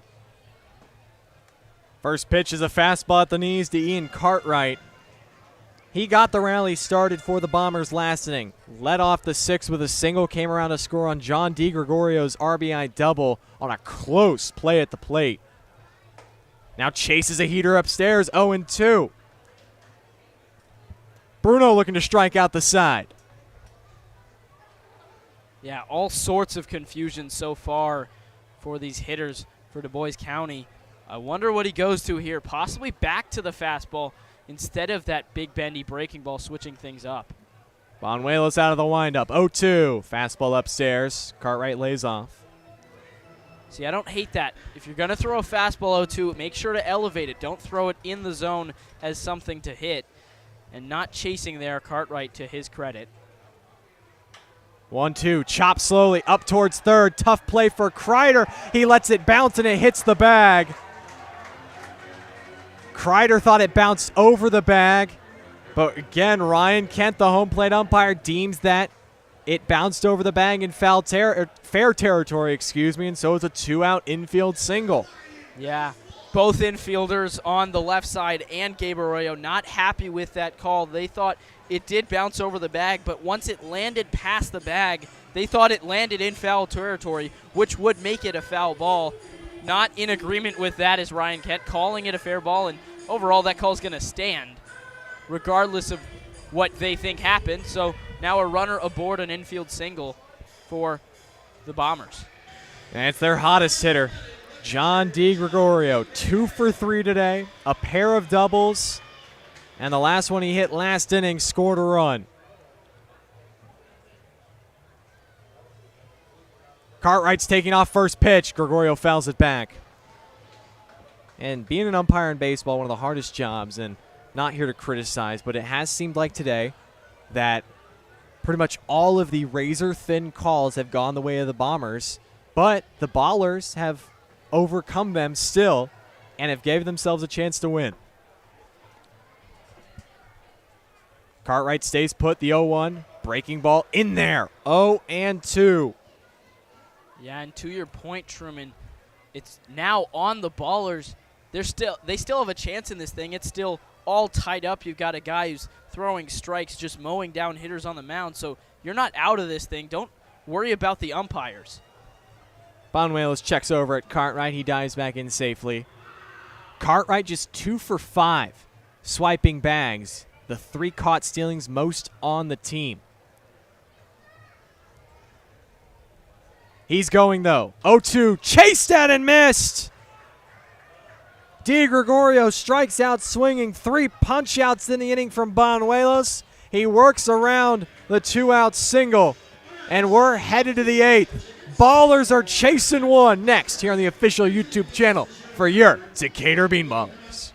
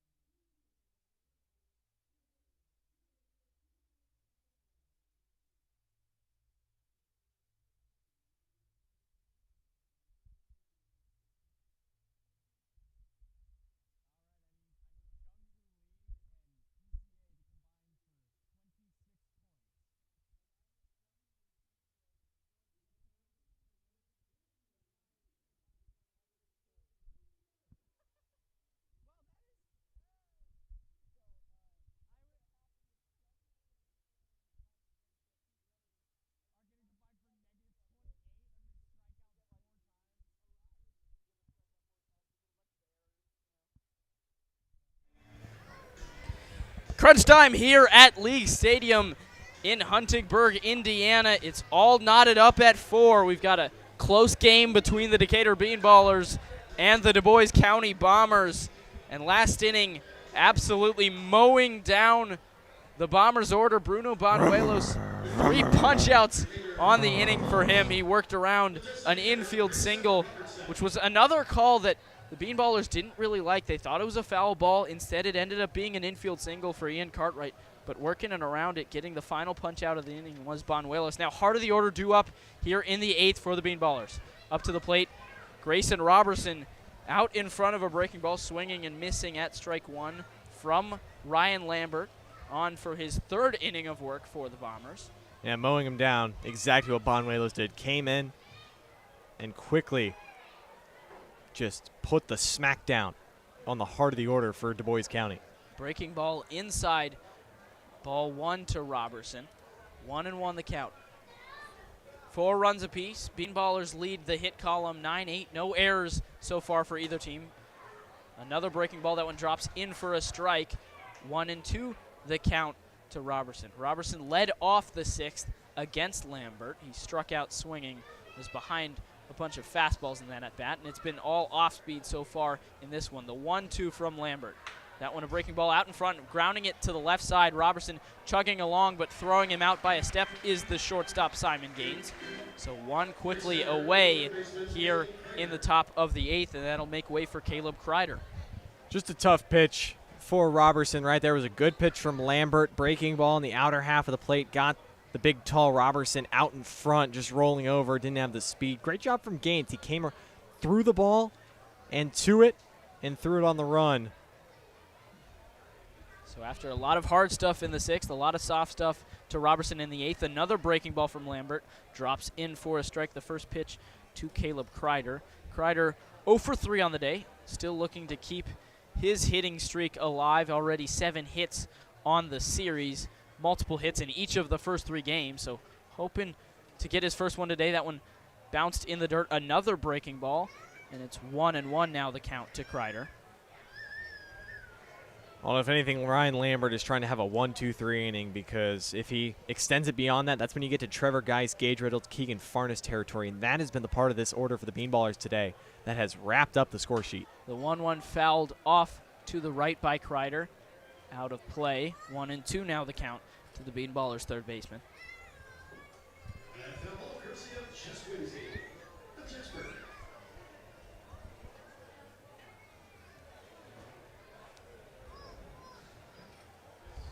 Base is empty, 1 out. The 1-2 home to Kreider. That one breaking ball away.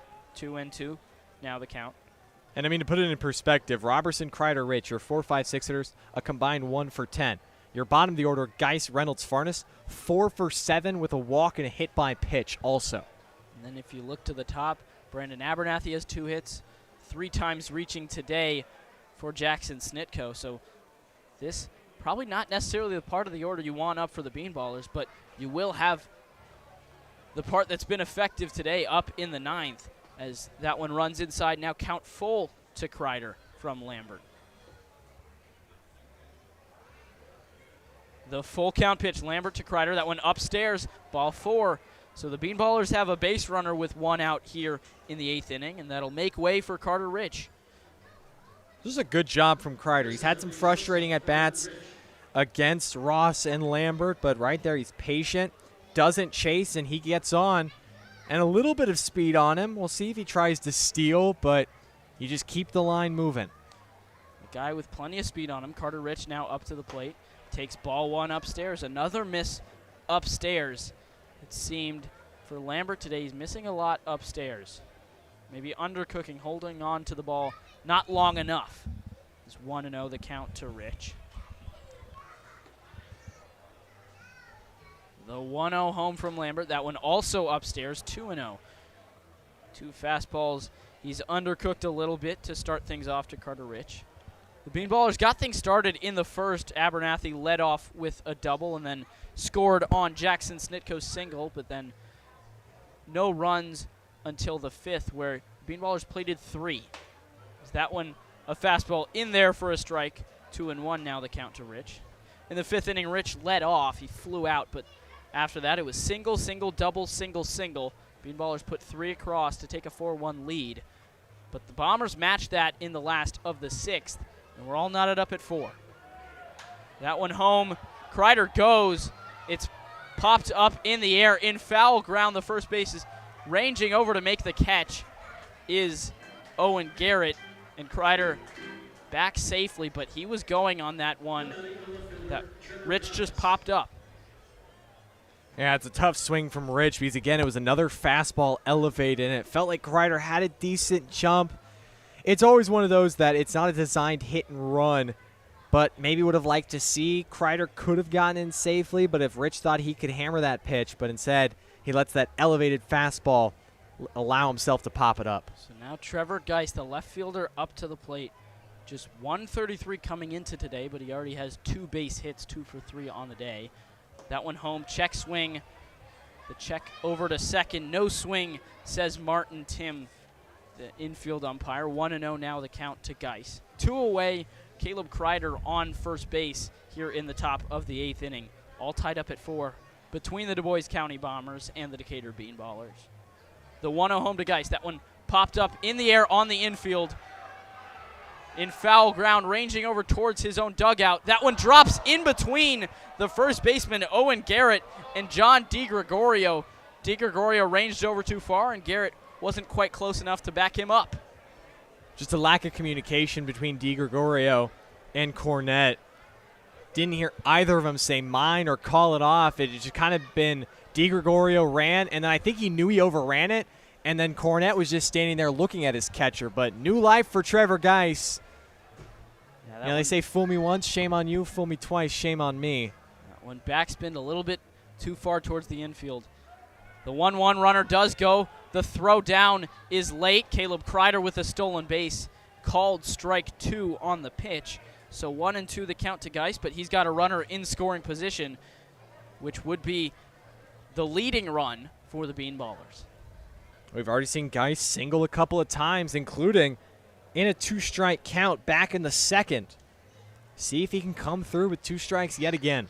Geis got the rally started in the 5th, singled and scored in a 3-run inning for the Bean Ballers. 1-2 home from Lambert. That one, check swing. He goes around. Geis strikes out. Kreider reaches via a walk, but he's stranded in scoring position. No runs for the Bean Ballers in the 8th. We go to the home half. All knotted up at 4 between the Dubois County Bombers and the Decatur Bean Ballers.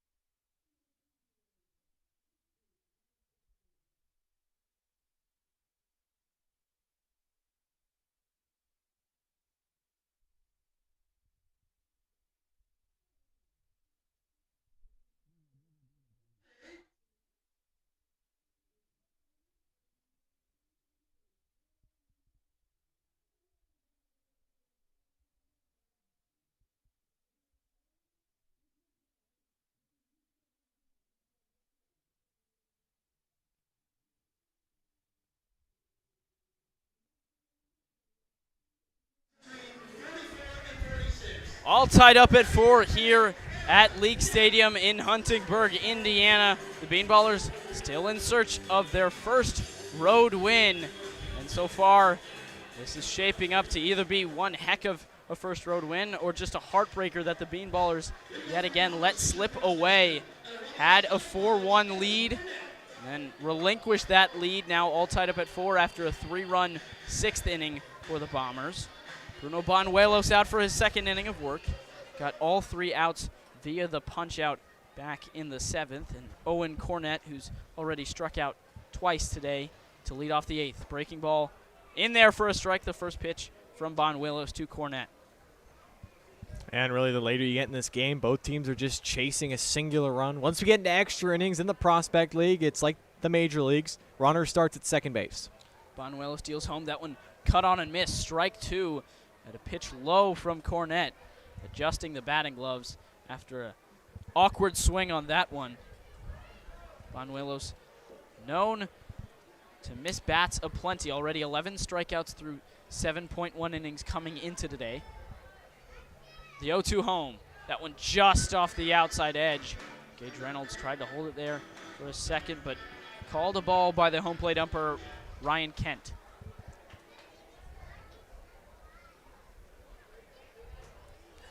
Cornett today 1 for 3, but struck out each of his last 2 plate appearances. The 1-2 home. That one swing and a miss. Strike 3. Bruno Banuelos stays hot from the mound. Another punch out, his 4th of today, and there's 1 away here in the last of the 8th. I mean, just impressive from Bruno. We are definitely talking about Bruno, but just goes right at him, and that's that slow, fast. Great combination, breaking ball, heater, blow it by you. See ya. Back to the dugout. We do indeed talk about Bruno here on the official YouTube channel of the Decatur Bean Ballers. The first pitch home, swing and a miss at a fastball upstairs to Mays Gosser. Behind the high heat is the left fielder. And Bruno is a guy that the Bean Ballers needed. Their pitching staff as a whole comes in with just the 3rd least amount of strikeouts in all of the Prospect League. That one low and away, 1-1 now the count to Gosser. They really needed some guys to be there swing and miss, especially in the back end of the bullpen, the part of the pitching staff that has struggled the most. And Banuelos has come in here today in these last couple of outings. Even though he's allowed runs, he's struck a lot of guys out. The 1-1 home from Banuelos. Fastball right down Main Street and by Gosser, who just shakes his head. Now 1-2, he's in the hole and in danger of being strikeout victim number 5 to Banuelos, and would be number 13 on the day for the Bombers. That one, another fastball just off the outside edge.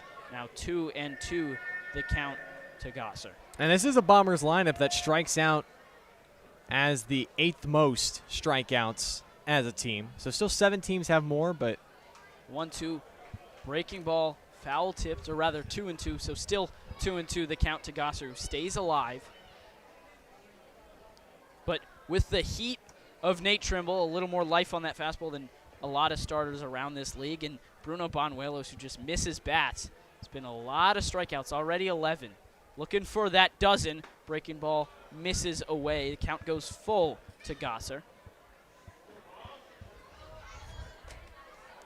Bruno didn't walk anybody in his outing on Friday. Trying to avoid the walk here. 1 away. Full count pitch to Gosser. Breaking ball. Adjusts and fouls it off to the right. It's been a lot of breaking balls. After the fastball was working for him so far against Gosser. Swung and missed at the first one. Watched the second one for a strike, but a lot of soft stuff since then. Let's see if he goes back to it. Full count pitch from Banuelos. He does, and it runs inside, and it's ball 4.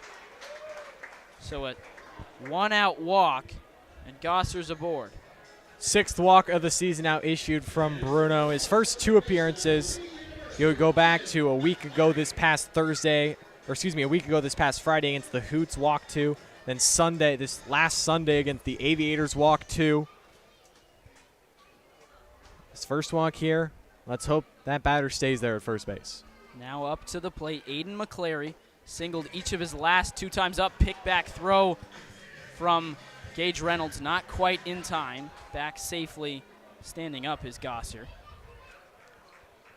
McClary, 2 for 2 technically on the day, had a sack bunt in the second inning and singles each of his last 2 times up. An RBI single in the fourth, and then an RBI single came around to score. Runner goes, the throw down from Reynolds, not in time.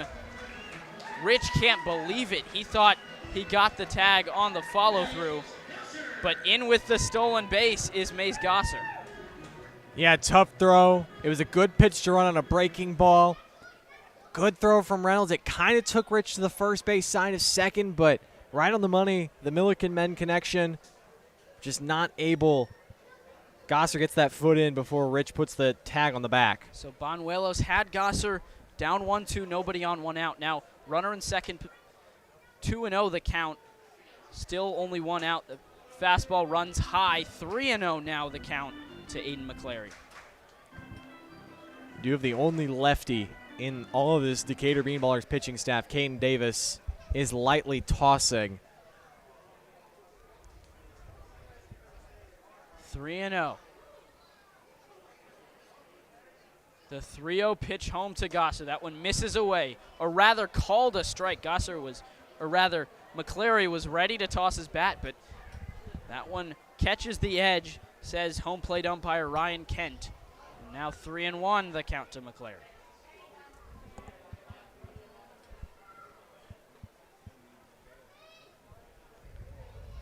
Three balls, 1 strike, runner on second, 1 out here in the last of the 8th. All tied up.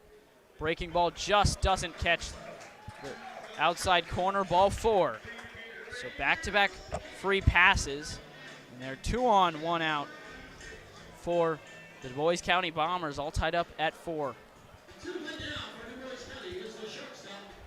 Now the pitching coach John Toney out to the mound to have a chat with Banuelos. Struck out 4 of the first 5 hitters he saw, only a lone infield single given up to those 5 hitters from Ian Cartwright, but since then it's been back-to-back free passes.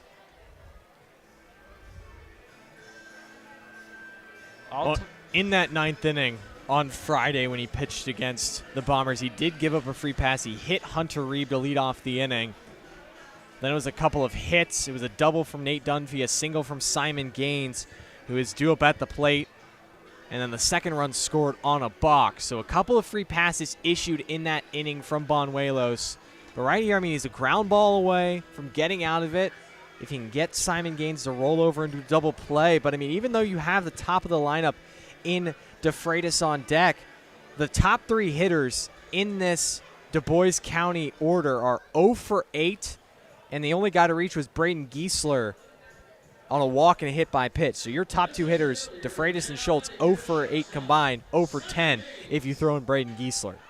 The Bean Ballers have already grounded into 1 double play today to end a rally. That was after they had scored 3, but Misael Maldonado grounding into a 5-4-3 double play prevented the Bean Ballers from scoring more back in the 5th inning. Hoping to turn one to end this inning here. Breaking ball in there for strike 1, dropped in there to Simon Gaines now up to the plate. Gaines 1 for 3 today, singled his last time up, an RBI single which scored Aiden McClary to tie things up. McClary now on first, Mays Gosser on second. Banuelos peeks back at Gosser, now delivers another breaking ball, that one just outside, ball 1.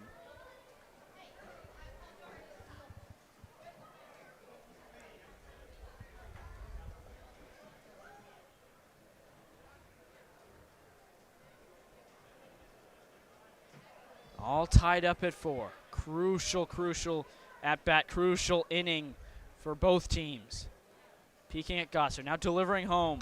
That one lined into right field, ranging over is Abernathy. He slides to make the catch. They say foul ball just to the right of the right field line. Abernathy tried to make the catch. He couldn't, but luckily for him, it lands just inches foul down the right field line. There we go. And I do think, even though it is hard to tell here at League Stadium, all natural surfaces, but you get down toward that corner, you really can't see the foul line. You can give a guess to where it is, but I think that was the right call. I mean, probably inches foul. Yeah, the Bean Ballers have already been on the wrong side of several close plays. A lot of bad breaks for Decatur today, so one goes in their favor. Can they capitalize? Now 1-2, the count on Gaines at the plate. Bonuelo steals. Fastball chopped. Left side, Rich in, his only play to first, and he does not make it in time. An infield single for Simon Gaines, and the bases are loaded for the top of the order for the Bombers, and the crowd has come to life. And that's just one of those tough plays. It's a good pitch from Bonuelos, but this grass, again, it's thick infield grass, just slows it down. Really no chance for Rich, even though he gives it his all. But now the bases are loaded. Corners will be in. Kreider at third, Snitko at first. Their play will be to home. The middle infielders, Rich at short, Farnes at second. They are at double play depth up the middle.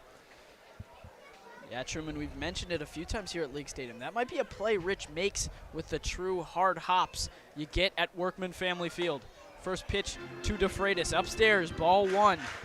DeFreitas, it's been a disappointing day thus far for him. 0 for 4, a trio of strikeouts. The last one looking to end the 6th inning. 1-0 the count on him. Bases juice. The next one in there, fastball at the knees for strike one. I think the right side of the infield has to be ready, even though DeFreitas has struck out 3 times today. In pretty much every game of this series, he has been hitting everything the opposite way. DeFreitas had a 2-run home run back in the first game of this series Thursday. This one is hit the opposite way. Ranging back is the right fielder, Abernathy. He's at the wall making the catch, but coming in to score. The leading run is Mace Gosser from third base. Moving up on the play, McClary to third. Runners now at the corners. And the Dubois County Bombers have the lead for the first time today in the last of the 8th inning.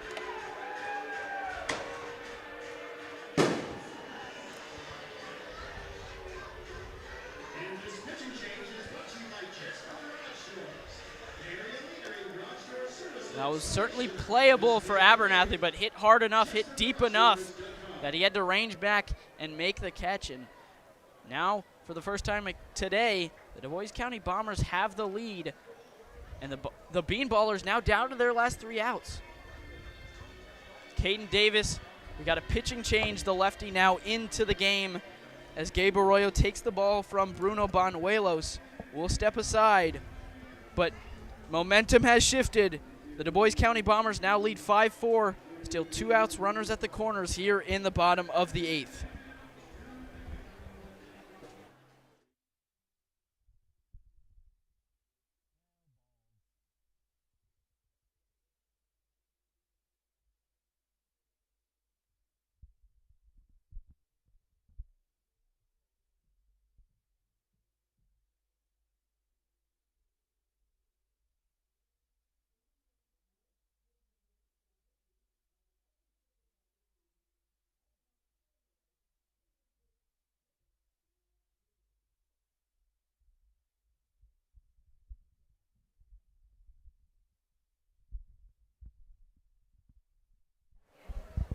As Caden Davis warms up the lefty on the mound for the Bean Ballers, it's now 5-4 in favor of the Dubois County Bombers. We'll take a trip around the Prospect League, look at other scores around the league. The Lafayette Aviators in front of the Champion City Half-Tracks at home, 12-10 in the bottom of the 7th. Meanwhile, postponed in Clinton were the Lumber Kings and the Illinois Valley Pistol Shrimp. The Cape Catfish took down the Jackson Rockabillys at home 4-2 in Cape Girardeau. The Terre Haute Rex and Danville Dans are all tied at 6 in Danville in the top of the 7th. Meanwhile, trailing at home, the Springfield Lucky Horseshoes behind the Kokomo Creek Chubs 12-5 in the top of the 6th. The Burlington Bees trail the Quincy Doggy Paddlers in Quincy 11-5 in the bottom of the 6th. Top of 8 in Chillicothe in Ohio. 6-3 the score. The Paints leading the Mill Rats of Johnstown. The Thrillville Thrillbillies trailing at the Alton River Dragons top 6 in that one, 6-1 the score. And then all tied at 2, top of the 2nd just underway between the O'Fallon Hoots and the Normal Corn Belters. But it's been a frustrating day so far for the Bean Ballers. Now 4 runs unanswered for the Dubois County Bombers, and possibly more to come as runners at the corners for Simon Schultz, the designated hitter. Caden Davis now thrown into the fire. One of the many things, the cons of being a relief pitcher, sometimes you have to sleep in a bed you didn't make. And he comes into this one hoping to keep the Bombers off the board anymore. I don't advise anyone to go sleeping in beds that they didn't make. You know, you prefer well-kept beds. Big bendy breaking ball doesn't quite catch the zone. First pitch to Simon Schultz. 1-0 now the count to him. He's 0 for 4 today, a trio of strikeouts. The next one, another breaking ball. That one also misses the zone. 2-0 the count from Davis to him. Schultz is a guy who likes to go the other way. He's been beat inside here today. We'll see if Davis has that scouting report or keeps going breaking ball away. Infield shaded around to the right. Davis deals home the 2-0. That one catches the inside corner. Strike one on the fastball. Davis not a very hard thrower, but mixes his stuff well. Now 2-1. 2 outs, runners at the corners, 5-4 in favor of the Dubois County Bombers. The 2-1 home, that one in the dirt, but blocked by Reynolds. Does a great job to keep it in front, as he has so far today for the most part. So now 3-1 the count. He does have somewhere to put Schultz, but the dangerous bat of Braden Griessel on deck. 3-1, lefty-lefty matchup. Davis does have 4 walks in his 6 innings up to this point. The 3-1 home. That one misses up and away. So now the bases are back to juiced. And Schultz makes way for Braden Griessel. That was really the guy you wanted to get. Just the first 2 pitches, they seemed like strikes. Feel like they had been strikes the whole game. Just frustrating from Davis. Now you have to face Griessel with the bases loaded, and Griessel has a chance to really put this game out of reach. The first pitch home from Davis. That one a breaking ball. Does catch the outside corner. Drops it in there for strike one. Griessel 0 for 2 today. Ground out and a strikeout his last 2 times up, but did walk and was hit by a pitch the first 2 times. Last night, saw him go yard, leaving to right field on a breaking ball. As the next pitch, fastball catches the outside edge. Strike 2. I like it from Davis. Not getting discouraged by the walk. Attacking Griessel right here. Almost like he wanted to face Braden Griessel. 9 hits apiece for either team, but 5-4, the Bombers lead. The 0-2 home, called! Strike 3 on the outside corner. Davis is pumped up. We go to the 9th. Bean Ballers down to their final 3 outs, trailing by just 1 here at League Stadium. Don't go anywhere. We'll be right back on the official YouTube channel of the Decatur Bean Ballers.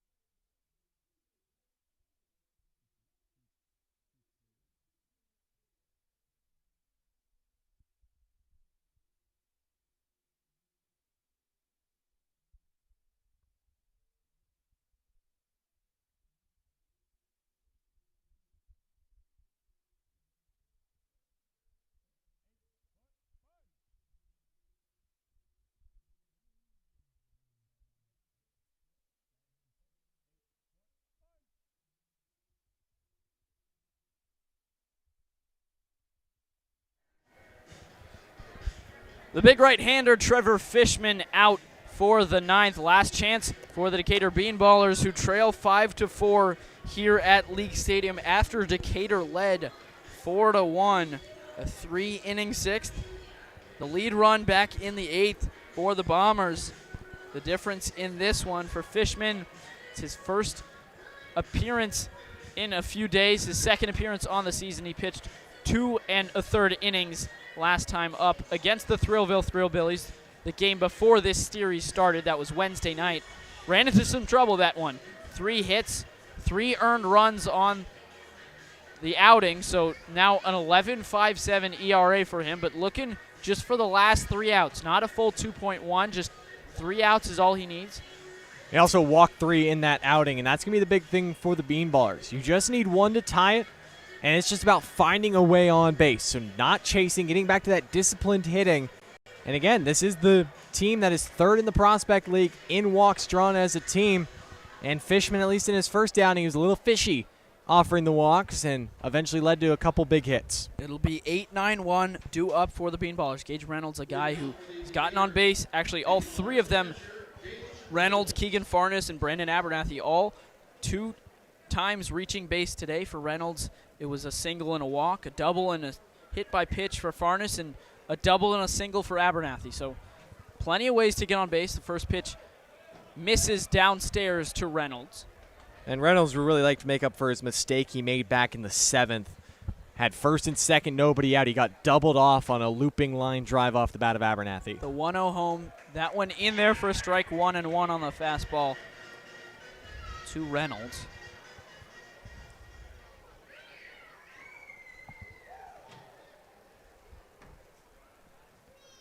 The 1-1 home to Reynolds. That one chopped on the ground, left side, fielded by the third baseman, McClary. Throw to first, gets Reynolds by a step, and the Bean Ballers down to their final 2 outs. Couple of fastballs from Fishman, goes to the breaking ball, gets Reynolds to roll over. Now up to the plate, Keegan Farnes, 1 for 2 today. Was hit by a pitch his last time up, stole a base in that one, but the big at-bat for him, a double off the highest part of the wall in right field back in the 5th inning. Scored a run, came around to score himself that inning. But since then, 4 unanswered for the Dubois County Bombers as the first pitch to Farnes is fouled off to the left.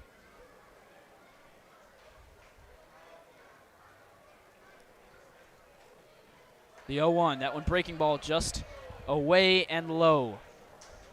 1-1 now the count to number 1 for the Bean Ballers with 1 out here in the last of the 9th. The 1-1 home, that one fastball downstairs to Farnes, 2-1. It's a guy you do not want to put on via the free pass if you're Fishman. He's already shown the speed to steal a base, and especially with the top of the order coming up in Abernathy and Snitko. 7 for 8 on the season is Farnes, stealing bases as he fouls this one off to the left. 2-2 now the count to him. He has already stolen a base in this one. He's a double, a run scored, an RBI, a stolen base, and a hit by pitch in this one. Can he find a way to get on base? The 2-2, that one runs inside. Full count now on Keegan Farnes.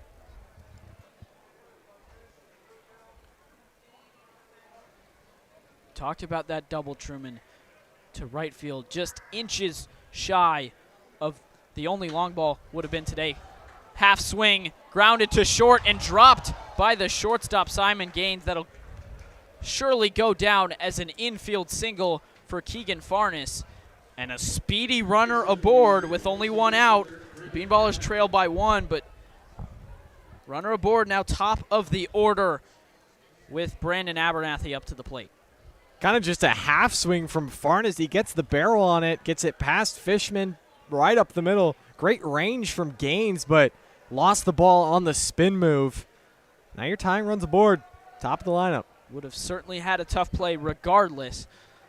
As the next one to Abernathy. First pitch in there for a strike.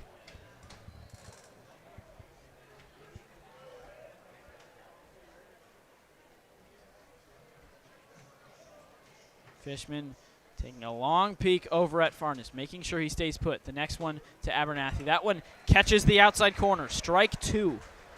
So 0-2 to Abernathy. 1 out, runner on first. The Bean Ballers need to get a run back if they want to stay alive in this one.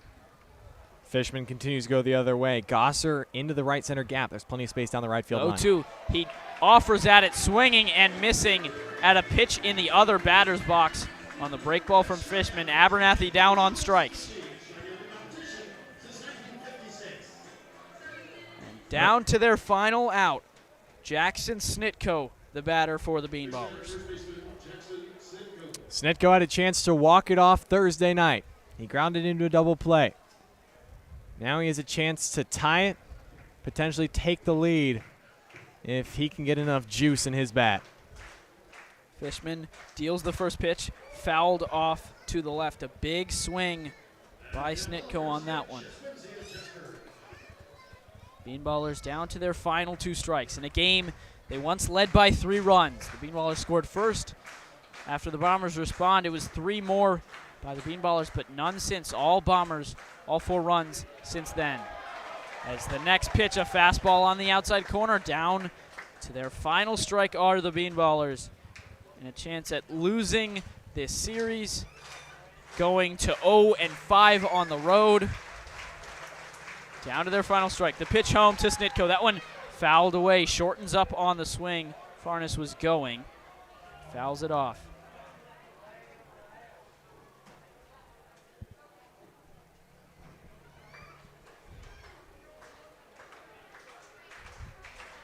Crowd beginning a slow clap, progressively getting faster, expecting another Dubois County Bombers win. The 0-2 home, that one misses away. Farnes into second base with a stolen base, and the tying run now into scoring position for the Bean Ballers. Now all it takes is a base hit to the outfield.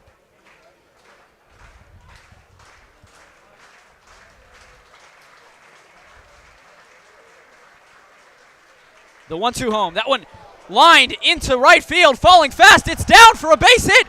Farnes is around to score the tying run, and the Bean Ballers have tied it up here in the 9th. How about it? Jackson Snitko ended the game Thursday. He comes through for his team here today, and we're tied. Jackson Snitko with the biggest hit of the season so far for Decatur, and now a pinch hitter to the plate.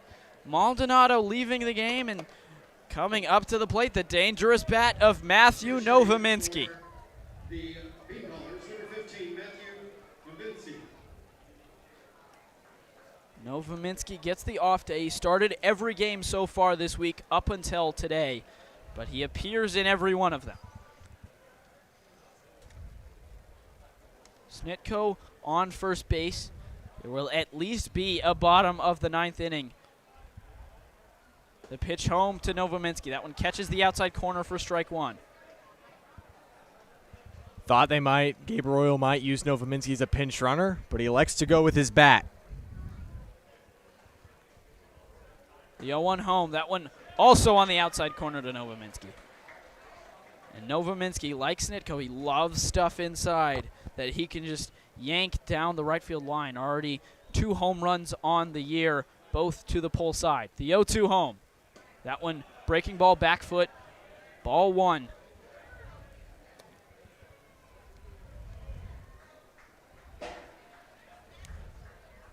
Snitko on first. He tied this game, scoring Keegan Farnes from second.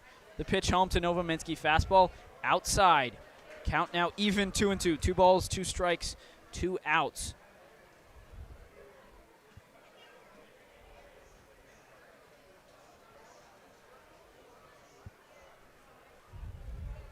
The pitch home to Novominski. That one just off the outside corner, ball 3. Crowd thought it was strike 3. The catcher, John DiGregorio, thought it was strike 3, but another life for Matthew Novominski. Full count, 2 outs, runner on first, tie ball game. Snitko will be running, so ball in the gap here. The full count pitch. That one popped up in the air, left side into foul ground, ranging over and making the catch for out number 3 is Aiden McClary. But the Bean Ballers tie things up. An RBI single for Jackson Snitko. We go to the bottom of the 9th, all tied at 3 here at League Stadium.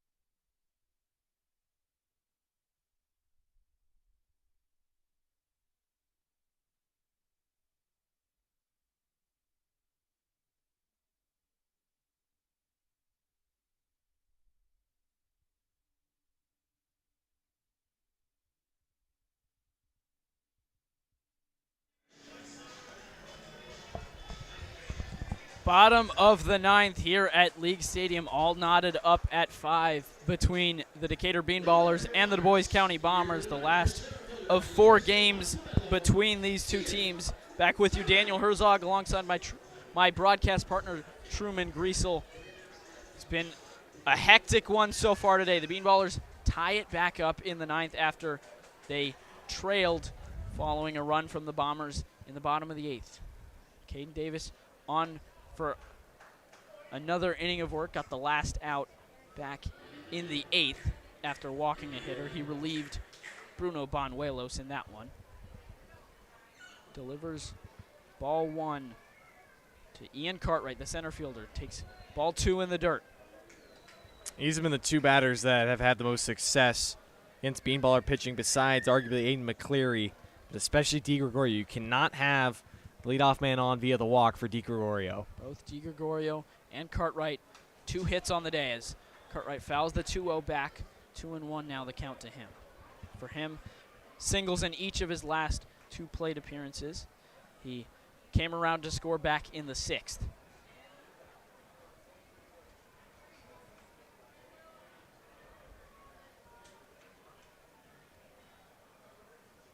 Davis steals home the 2-1. That one swung on and missed. Ahead of the pitch was Cartwright. Now 2-2 the count to him. Davis not going to overpower you. Low 80s fastball, but it's the way he mixes that fastball, curveball, and occasionally the changeup keeps hitters off balance. 2-2. The pitch home to Cartwright. That one just barely gets a piece of, fouled back into the netting. Still 2-2, staying alive, Cartwright. I like it. Got Cartwright to chase the fastball up, able to foul it back. If I'm Davis, I'd go back to that curveball. Back foot breaker. Try to get Cartwright to swing over the top of it. The 2-2 home from Davis. Instead, a heater upstairs misses. 3-2 the count to Cartwright. Again, need to avoid the leadoff walk in the late inning of a close game.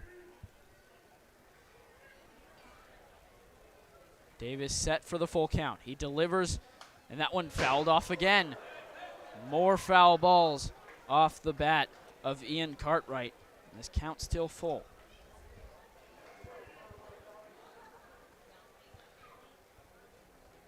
Matthew Novominski remains in the game. He pinch hit for Misael Maldonado in the top half of this inning. Fouled out to Aiden McCleary at third, now in center field. As the next one runs just inside. Ball 4, and Cartwright, the lead runner, aboard for the 3rd time today.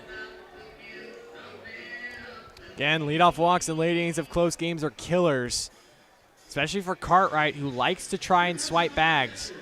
Talked about it before. He's just 2 for 5, so he's been caught more times than he's been successful, but you put that kind of speed on for the kind of bat in DeGregorio, it's not a good concoction if you're Caden Davis.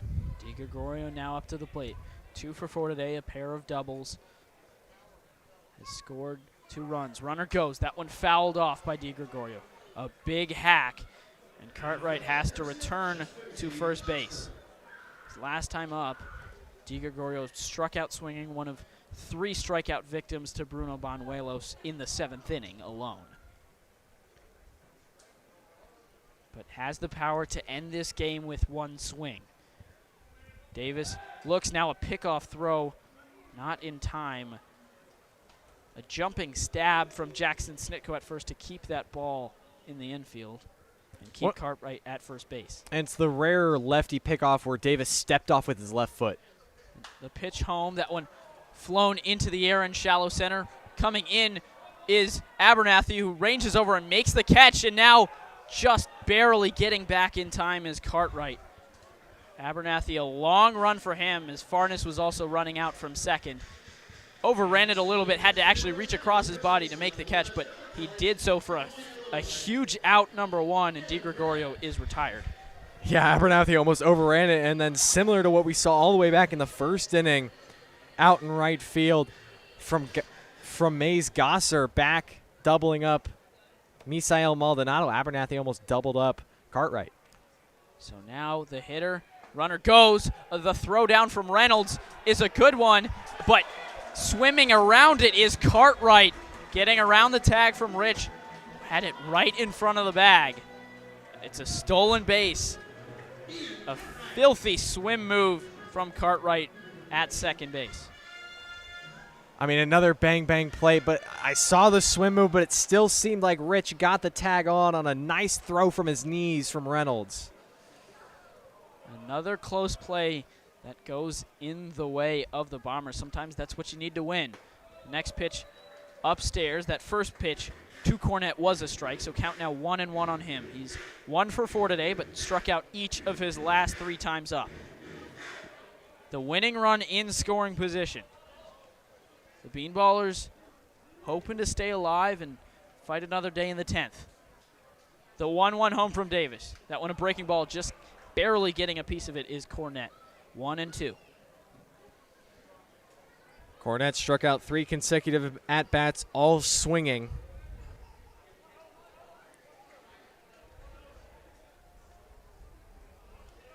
Those 3 all against righties in Nate Trimble and Bruno Banuelos as he fouls this next one off his foot.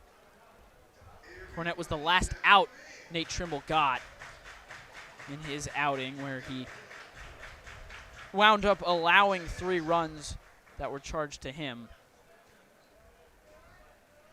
And his last time up, he struck out to lead off the 8th, but the Bombers ended up getting the run to take the lead, which the Bean Ballers got back in the top of the 9th. Now 1-2, still the count to Cornett. Peeking over to Cartwright at second. Now another look. Now he deals home, does Davis. That one blooped up in the air, left side of the infield. Rich and Kreider converge. The third baseman, Kreider, makes the catch. A huge out, number 2 for Caden Davis. Been really impressed from the response from Davis. Gets a weak fly ball to right, and then in on the hands. I bet Cornett's hands are stinging right now, almost like he's holding a handful of bees. Jams him. Surprised he didn't break his bat. Infield pop-up is just what the doctor ordered. But still one more out to get to send us to extras. Now Mays Gosser up to the plate. 0 for 2 today. Did walk and came around to score his last time up. Also has walked earlier today. He grounds this one to Farnes at second. This will be an easy play. Tosses it over to Snitko, and we're going to extra innings. All tied up at 5 here at League Stadium between the Dubois County Bombers and your Decatur Bean Ballers. Stay tuned here on the official YouTube channel of the Decatur Bean Ballers.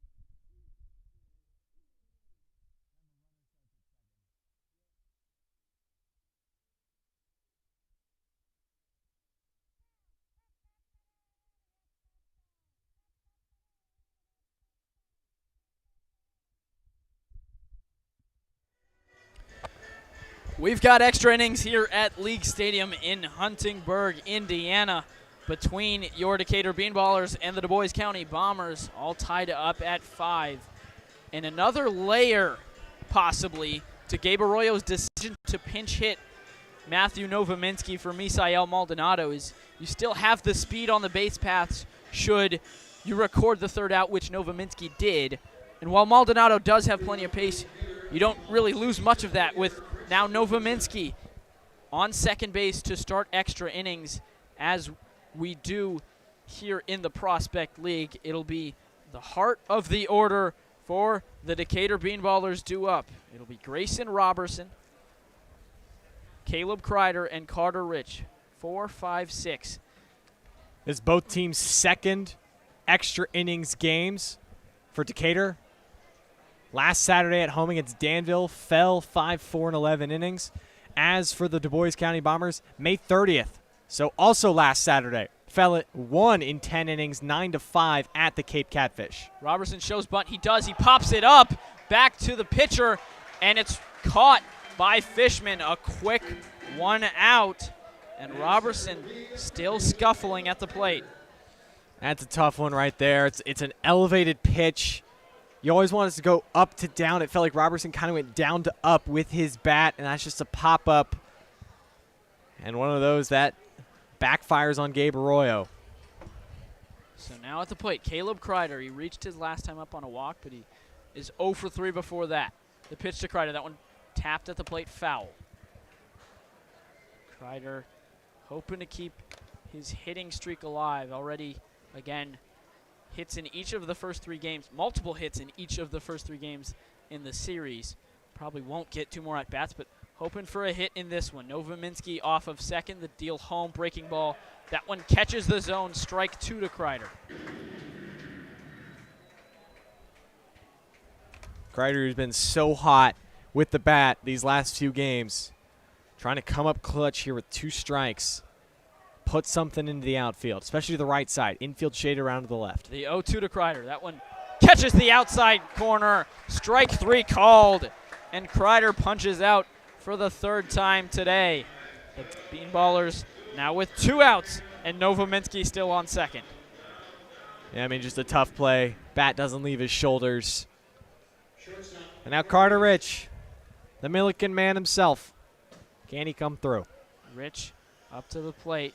First pitch chops it into the ground. He can really run. Fielded by the shortstop. The throw is in time to get him.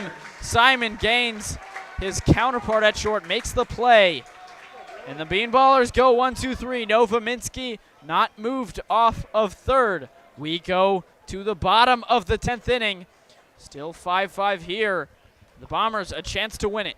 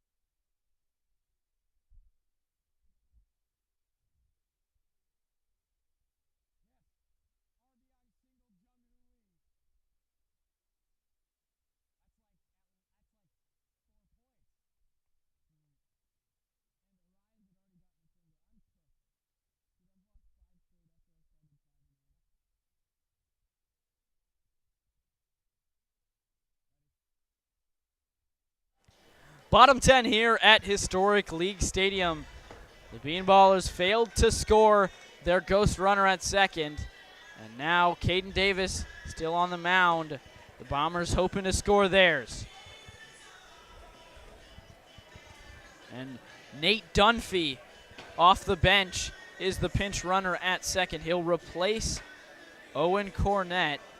The Bombers hoping not to even have to worry about what they do, shuffling guys around in the field after this, but Dunphy will be the runner on second base. As the lefty, Caden Davis, still on the mound. The righty, Baron Odom, is warming up in the Bean Ballers pen, but Davis will at least get the first hitter, as Dunphy's dangerous, leads the Dubois County Bombers side. 7 stolen bases. He's just been caught once. We'll see, though, if the Bombers try to do what the Bean Ballers tried and sacrifice bunt Dunphy over to third to make it easier, or if they'll let McClary swing away because he's had the hot bat today. Or rather, instead of pinch running for Cornett, it's Dunphy pinch running for Mays Gosser, who was the last batted out for the Bombers. Grounded out to end the 9th. Peeking over at Dunphy, now delivering home a breaking ball outside, ball 1. McClary technically hasn't recorded an out. He had a sacrifice bunt back in the 2nd, but his batting line is still perfect. 2 for 2 with a couple of RBIs and a walk. Looking to end this game with 1 swing. He lines it down the right field line, hooking foul. So 1-1 out in front of that pitch was McClary.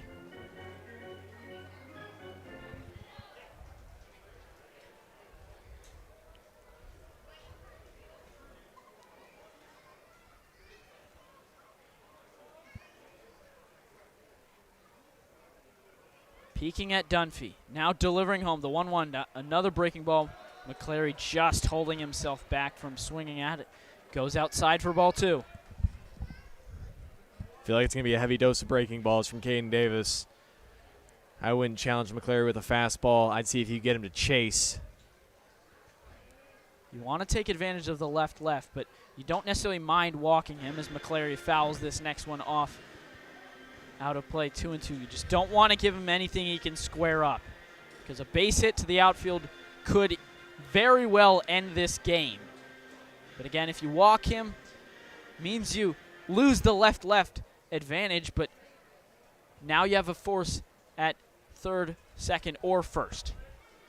But 2-2 home from Davis. That one popped up back and out of play. Reynolds gave it a look, took off his mask, but that was well beyond the field of play. 2-2 still the count. Davis to Aiden McClary. There's been a lot of stuff elevated, too. I think I like that. Try and get McClary to pop it up. Try to bury a breaking ball maybe right here. McClary looking for his 3rd RBI of the day. That one, fastball outside, full count to him. I mean, ultimately, the only run that matters is Dunphy standing at 2nd base. So while a walk is not ideal, it's tough because the only guy you're worried about is Dunphy. Davis staring right at Dunphy. Rich holding him on. Instead, he delivers home to McClary. That one popped up in the air. Into shallow right, Abernathy in. He makes the catch, not even trying to test the arm. Dunphy staying put at 2nd base. And he's tagged out! He took his foot off the bag. A heads-up play by Carter Rich to tag him out. And now base is empty and 2 out for the Bombers here in the last of the 10th inning. I mean, Daniel, this is only game number 12 of the Prospect League season, and we're seeing everything here today. I mean, not even really a hidden ball trick. It was just a good job from Rich. And I'm not sure what Dunphy's doing. He just steps off the bag. Unbelievable. Dunphy right there, had his foot on the bag, took it off momentarily as Rich tagged him at the right time. That next pitch outside, ball 1 to Simon Gaines. Gaines, 2 singles his last time up. He also flew out and lined out today. So 2 for 4, 1-0, but a big break again for the Bean Ballers. Hoping to send it to 11. Davis still on the mound. The 1-0 home. That one just misses away. Ball 2. And you would have the part of the lineup that has had the hottest sticks coming up in the 11th. Geis, Reynolds, and Farnes. And then Abernathy and Snitko if you got that far, with Carter Rich starting as the man at 2nd. And then the 2-0, that one fouled back. Conversely, for the Bombers, it is the top of the order, but it's a part that's been scuffling. DeFreitas today 0 for 4. He does have a sac fly his last time up, but a trio of strikeouts. Schultz, a walk his last time up, but 0 for 4 with 3 strikeouts for him. And then for Braden Giesler, strikeouts each of his last 2 times up. He's 0 for 3 with a walk and a hit by pitch, so no hits. And a combined 0 for 11 for that part of the order is missing with that. Next pitch is Davis. 3-1 now the count to Gaines.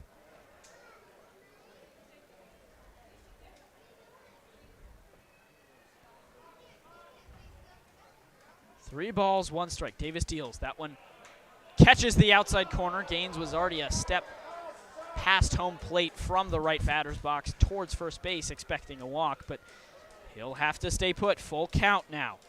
It was a nice job from Gage Reynolds. He didn't try to pull that ball back anymore. He just kind of let that stick and, hey, caught the sliver of the corner, even if it was only a millimeter of the baseball in the strike zone. Davis, the full count pitch. Breaking ball. That one lined foul down the right field line, out of play. We'll do it again.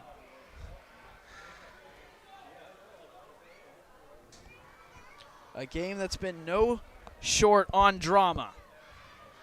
Caden Davis hoping to extend it. Simon Gaines hoping to end it.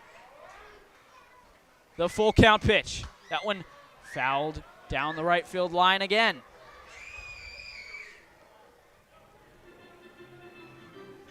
Again, he does mix in that changeup, does Davis, but primarily a two-pitch pitcher with fastball, curveball. Not a hard thrower, but lives off of contact and just mixing up speeds.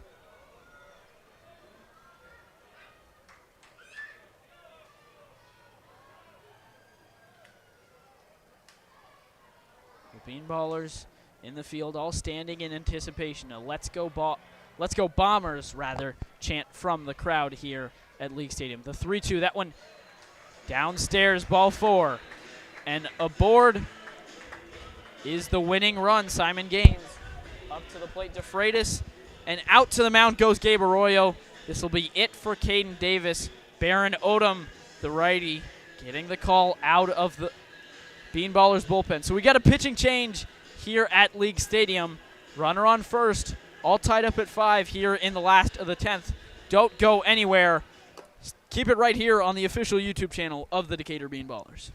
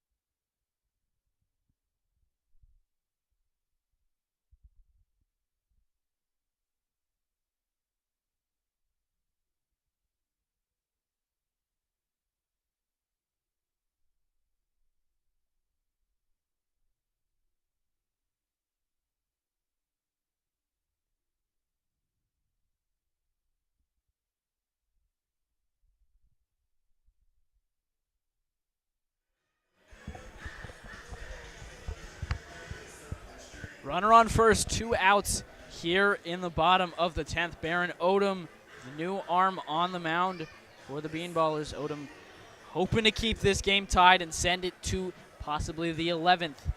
This has been a crazy game on all fronts. The Bean Ballers scored first back in the first inning, and Bombers responded in the bottom of the 4th. But then it was a 3 spot for the Bean Ballers in the 5th. The Bombers responded with 3 of their own in the 6th and took the lead in the 8th before a 2-out RBI single from Jackson Snitko sent us to extras in the top of the 9th. So now, runner on first, 2 outs. Top of the order, Drake DeFreitas up to the plate. Swings at the first pitch from Odom and fouls it off to the right. One for Odom. He comes in. This is his 5th appearance, a 2.45 ERA in 7 1/3 innings. Walks have been the killer. 9 walks compared to just 5 strikeouts in his 7 1/3 innings. But he threw up a couple zeros back on Friday. Pickoff throw back with plenty of time as Gaines to first base. Gaines walked, was the last hitter that Caden Davis saw, but right before him, Aiden McCleary flew out to Brandon Abernathy, and then the runner on second base, Nate Dunphy, was tagged out by Carter Rich after his foot came off the base just for a split second. Rich noticed it, tagged him out, looked toward Ryan Kent, or rather Martin Tim, the field umpire, who gave the signal for out as 0-2 now the count to DeFreitas. Odom taking a peek over at first, now delivers home. The 0-2 swung on and missed, strike three. Baron Odom gets a huge out to end the 10th inning. We go to 11, all knotted up at 5 between the Dubois County Bombers and your Decatur Bean Ballers.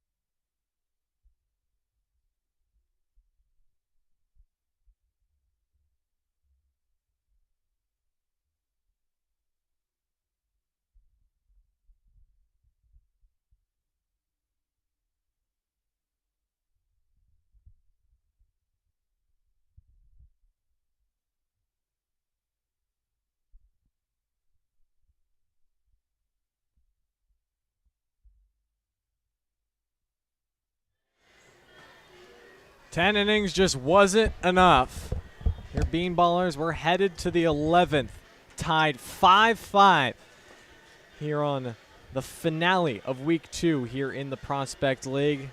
Dubois County Bombers and your Decatur Bean Ballers. It'll be Carter Rich. He'll be the runner at second base. And it's the bottom of the order. Trevor Geiss, Gage Reynolds, and Keegan Farnes due up against Trevor Fishman, who's looking to throw up a 0 for the Bombers side and see if they can walk it off in the 11th after they were unsuccessful in the 10th. Yeah, we talked about it earlier, Truman. This is the part of the order that's been alive for the Bean Ballers so far tonight. Geiss with a pair of singles, Reynolds a single and a walk, and then Farnes today a single, a double, and a hit by pitch. Scored a pair of stolen bases for him, which the last of which ended up scoring from second on to tie the game in the 9th. So not the bottom typically. Geiss squares around, but he fouls off the bunt on the first pitch from Fishman in the 11th. We saw this last inning. Grayson Robertson tried to square around and sacrifice. He ended up popping out to Fishman on the mound. Gabe Arroyo tries to go back to it. Geiss unsuccessful. 0-1 the count. 5-5 Ballers and Bombers. Squares again. Pulls back. Ball 1.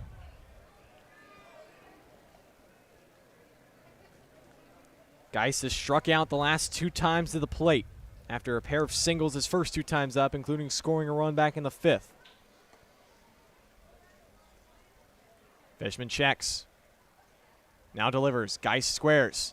Bunts it, but foul. Ball and 2 strikes. Cat and mouse game here.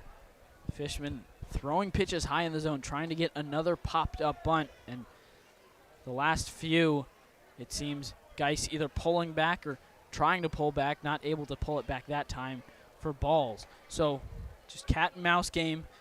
I wonder if he squares around 1-2 or if he swings away. Not squaring. The 1-2 grounded towards third, but foul. Stays alive for another pitch. I think either way, your goal, if you're Geiss, or at least if you're Geiss or Reynolds, is you got to advance Carter Rich. Give your team a chance to have the game, the leading run just 90 feet away to get a run here in extras. 1-2 again from Fishman. Fastball grounded right back up the middle. Gloved it short from Gaines. Throw over to first in time. But Trevor Geiss does his job. Gets Rich to third base with 1 out. Yeah, another just wonderful play by Gaines, ranging over, getting a short hop, and tossing it over sidearm to Cornette at first. But like you said, Truman did his job, moved a runner. Now the leading and possibly winning run 90 feet away. And Gage Reynolds now up to the plate. Infield in on him. Gage Reynolds, he's taken a beating behind the plate. Can he come through? First pitch to him, tails outside. Ball 1.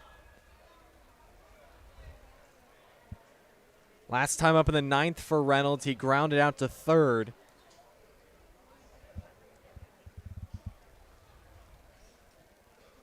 A 1-0. In there.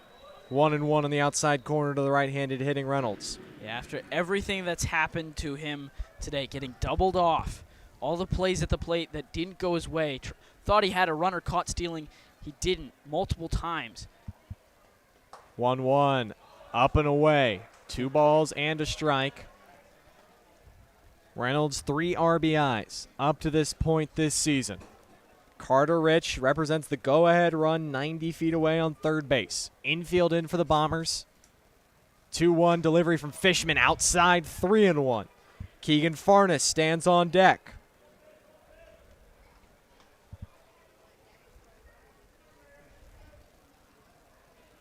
Reynolds has drawn 4 walks up before this game. He drew his 5th earlier in the 7th. 3-1 from Fishman. High and tight, ball 4. Runners are at the corners for Keegan Farnes. Solid at bat there from Reynolds, not expanding the zone any, not trying to do too much, and understanding that he can walk and there's still the winning run 90 feet away. And now he forces the hand of the Bombers infield, specifically the middle infield. Do they stay in and hope to get the out at home, or do they go back to double play depth and hope the turn 2? Meeting at the mound.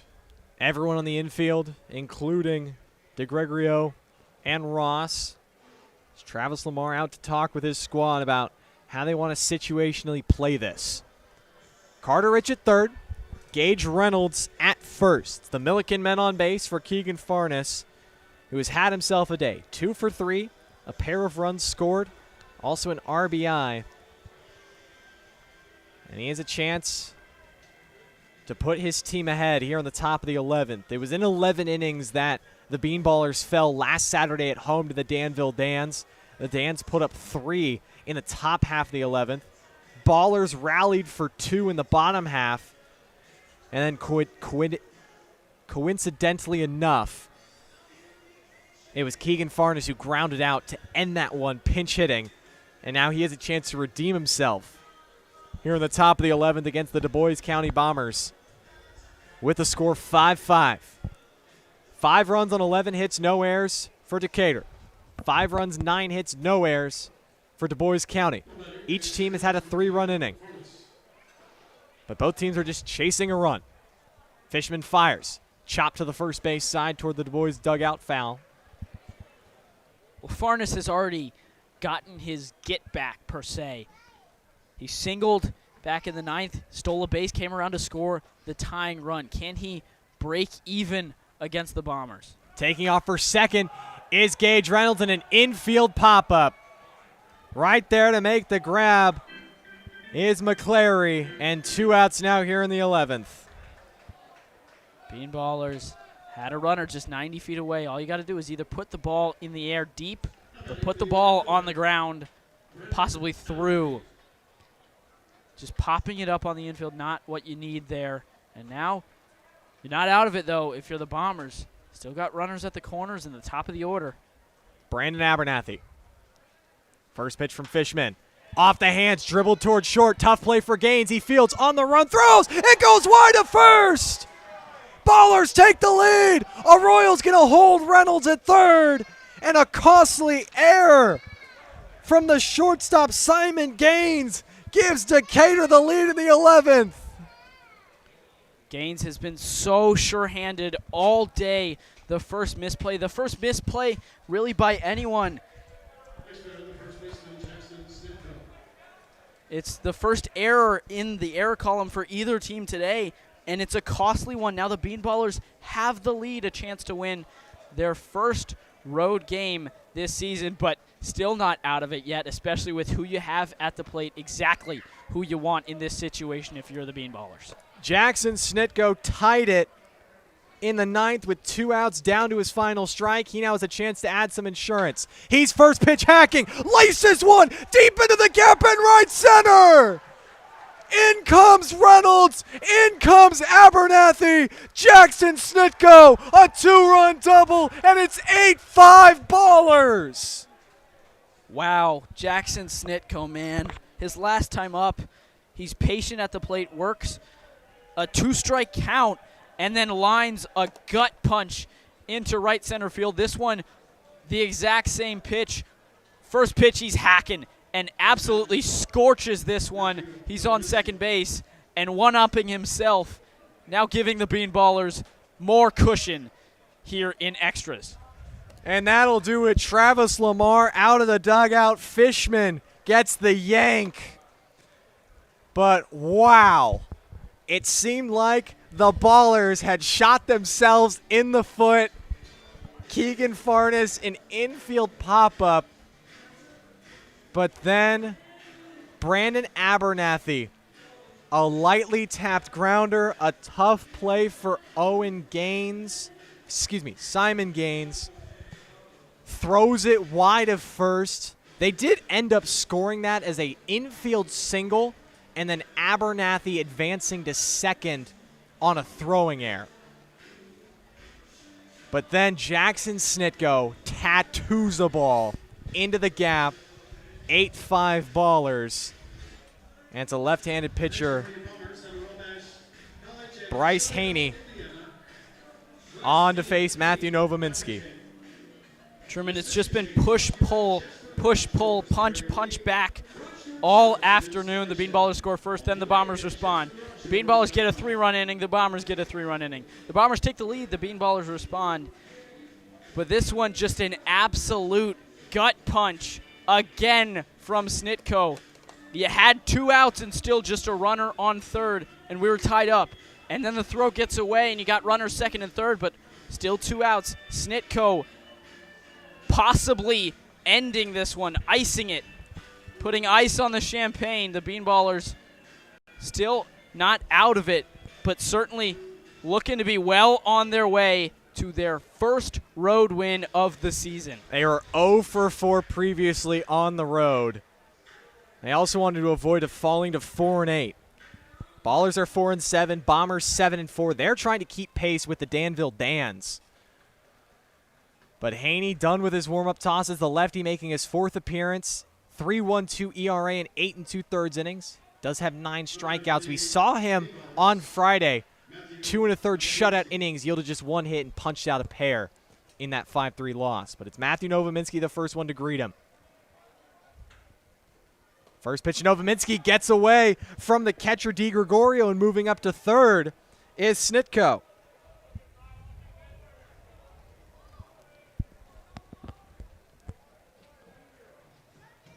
The story of today, the Bean Ballers just not giving up.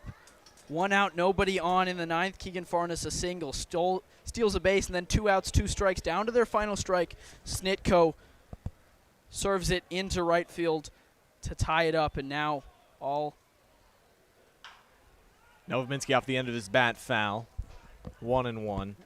And now the floodgates are open for the Bean Ballers here in the 11th.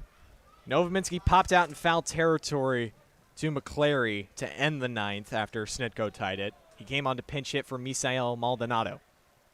1-1 from Haney. Outside corner misses. 2-1.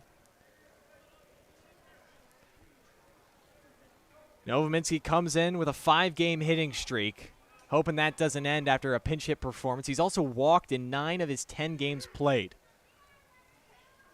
He launches one. Deep right field. This is headed for the corner, and it's gone!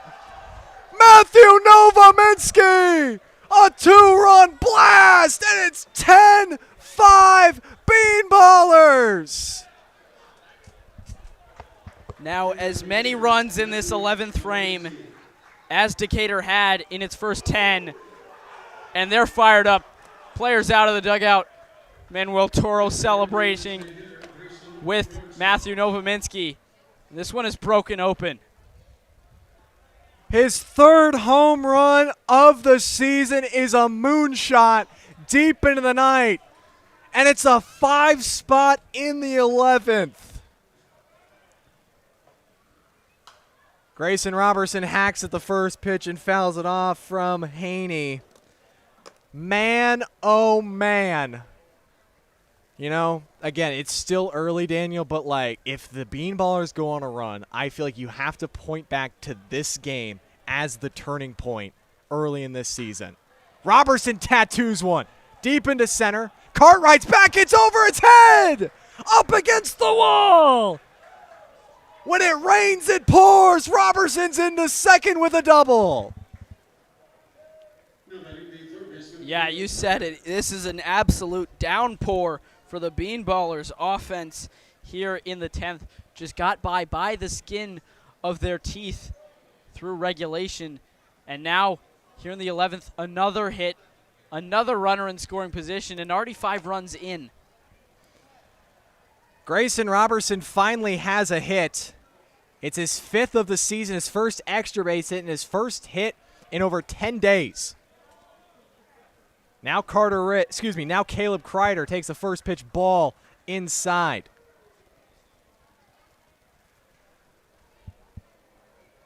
What an inning for Decatur.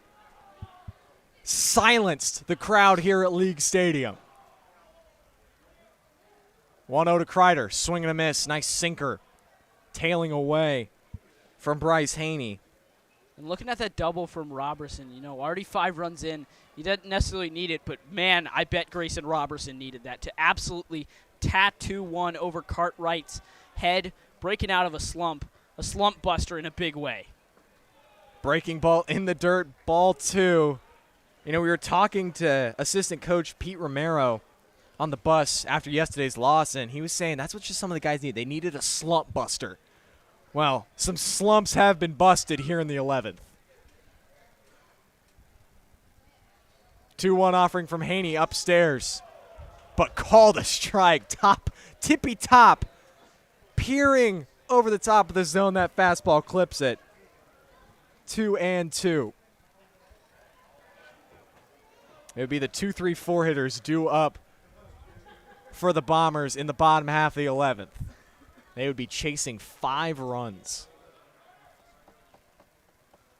2-2 from Haney. Upstairs, full count. Carter Rich, who has not batted in this inning, but he started as the man at second base, is on deck. Could you call that appearing around? The lineup is appearing around as Rich did something in this inning. The full count offering. Kreider lifts one in the air, tailing down the right field line. Long run for Gosser, and he makes the grab into foul territory to finally end the inning, but not before. 5 runs come across on 4 hits for the Bean Ballers, including a mammoth 2-run shot from Matthew Novominski. We're headed to the bottom of the 11th. The Bean Ballers, 3 outs away from their first win on the road, up 10-5.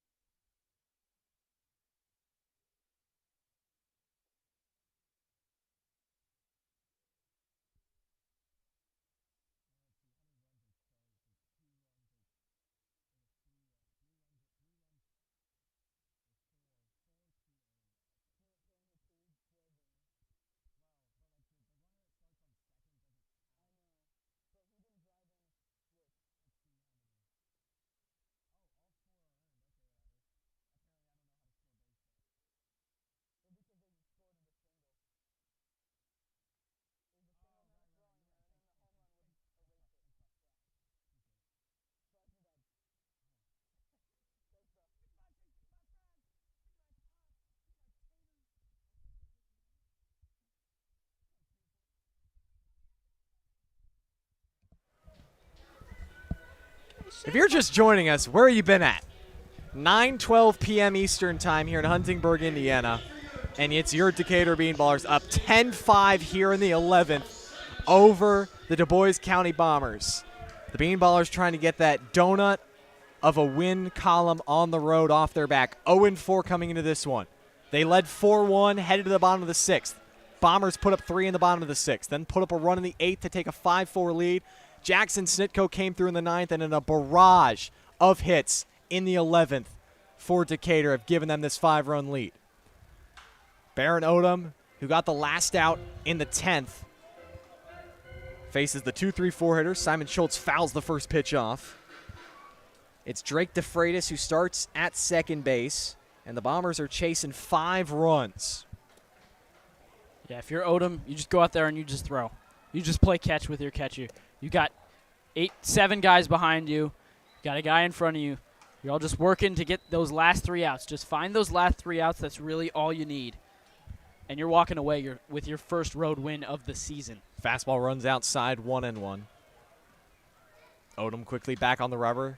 Changeup. Schultz fouls it back, 1-2. Schultz trying to avoid the golden sombrero. You can hear the mariachi band in the tunnel. But what a top half of the 11th for Decatur. Snitko came through with a 2-run double, and then Matthew Novominski, a booming 2-run homer to put the cherry on top. Schultz fouls another fastball back. He reached bases last time up in the bottom of the 8th. He drew a walk against the lefty Caden Davis. But really, the Bombers are just looking for base runners and to slowly chip away at this lead, at this deficit, excuse me. 1-2 from Odom. Ground to the right side. It's through into right field. Stopping at third will be DeFreitas. Abernathy up with the ball, up with the throw. So it puts now runners at the corners. Here now for Braden Griessel. Yeah, that's something you'll take if you're Odom. It was a hit to the outfield, but DeFreitas, no outs, held at third with the massive arm of Brandon Abernathy. That's a good piece of hitting. You gave him something to hit, and he hit it, and couldn't quite come up with the out. Jackson Snitko certainly gave his best effort, but you're just back to throwing strikes, and if you're looking at it the right way, hey, now there's a force at second. We could possibly get 2 in 1 and really make the margins razor thin. Schultz came in as the Bombers' leading hitter, but finally collects his first hit in his 6th plate appearance, making now a dozen here in 2026. But it brings in Braden Griessel. He's still hitless, but he has reached base twice. First pitch from Odom. Fastball, cranked in the air, slicing down the left field line. Geist gives it a look, but it's foul. We saw Novominski go yard in the top half of this inning. If there's a man that has the power to go yard, it is this man. Braden Griessel hit 21 of them for the national champion Johnson County Community College. Launched one last night. 0-1 from Odom, blocked by Reynolds, 1-1. Yeah, at least for Griessel, I'm going to take back what I said. Don't necessarily leave anything right over the middle of the plate to him. I get you're up 5, but one bad pitch, and it's back to up 2. And I just look for something that near the corners like that. Breaking balls, chopped towards first. Snitko has it. DeFreitas did not go home. So Snitko steps on the bag for the first out, and no advance from DeFreitas. Meanwhile, Schultz moves into scoring position.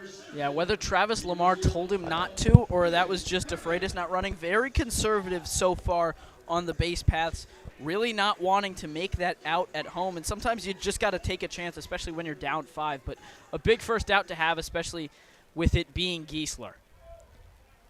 Ian Cartwright digs into the right-handed batter's box.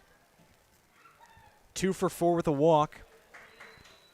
Here tonight, he takes a first pitch upstairs, ball 1. He walked and stole second to lead off the 9th against Caden Davis, but was stranded there. That was in a 5-5 ball game. He's batting now here down 5. 10-5, Bean Ballers lead. Breaking ball in the dirt, 2-0. Now from Odom. Walks have been the killer for Odom. 9 walks through his 7 2/3 innings pitched coming into this outing. He needs 2 more outs, and the Bean Ballers are a winner. First time on the road. The 2-0 in there. Strike 1. You know, there's one thing you have to feel for the kids here at League Stadium. They have been waiting at the gate down the first base line since the 9th to run the bases. Since the top of the ninth at that. The Bean Ballers have plated 6 of their 10 runs in the ball game since those poor kids were hustling down the bleachers here to get in line to run the bases, and they thought they would see a win. Instead, it's going to be possibly an 11th inning loss should the Bean Ballers hold on. 2-1 delivery from Odom, changeup low near the feet of Cartwright, 3-1. He now swings, skies one foul, and the count is now full. Drake DeFreitas is at third. He was the ghost runner to start the inning. Simon Schultz singled as the first batter Odom faced. He's at second. Payoff pitch. In there, strike 3 called. Cartwright can't believe it, and the Bean Ballers are 1 out away from their first road victory. Yeah, I mean, you're up 5, but that's just a massive strikeout on all fronts. Cartwright tossing his bat in frustration at that call. Just a huge pitch from Odom, who's looked unfazed. He's been thrown into a couple of difficult situations, but he's really weathered the storm. Him and Caden Davis have. First pitch to John DiGregorio is up and fouled back. And further to that, Truman, I think the unsung heroes are the bullpen, especially these last 2, Davis and Odom. No runs allowed from either of them. Davis came in back in the 8th inning. 0-1, fouled back. 0-2. Bombers down to their final strike. There is light at the end of the tunnel for the Bean Ballers. Gregorio has a pair of doubles tonight. Needs to reach to keep the Bombers' hopes alive. 0-2 from Odom. Outside corner, just missed. The Ballers were jumping out of their dugout, ready to celebrate a road win. But Ryan Kent said, not so fast, my friend. I mean, Truman, a couple of missed opportunities. How good of a road win would this be? 1-2, breaking ball. He chases it. Strikes out swinging, and there it is. The Bean Ballers get it done. 10-5 in 11. And for the first time, they win a game on the road, taking down the Dubois County Bombers. Just not giving up. Not giving up when the scoreboard tells you the game is over. By the skin of their teeth, the Decatur Bean Ballers send it to extra, and they leave nothing, absolutely no question as to what's going on in those extra innings. A 5 spot in the 11th, and like I said, I mean, after all the missed opportunities, I guess this is probably a good way to have your first road win of the year. Baron Odom gets his first win of the season, goes an inning and a third shutout, strikes out 3, including back-to-back strikeouts of Ian Cartwright and John DiGregorio to end this game. Trevor Fishman will take his first loss of the season after he gave up 4 runs in the 11th. But what a game, what a performance. I mean, Flowers, Jackson Snitko, game-tying RBI single in the 9th. Go ahead.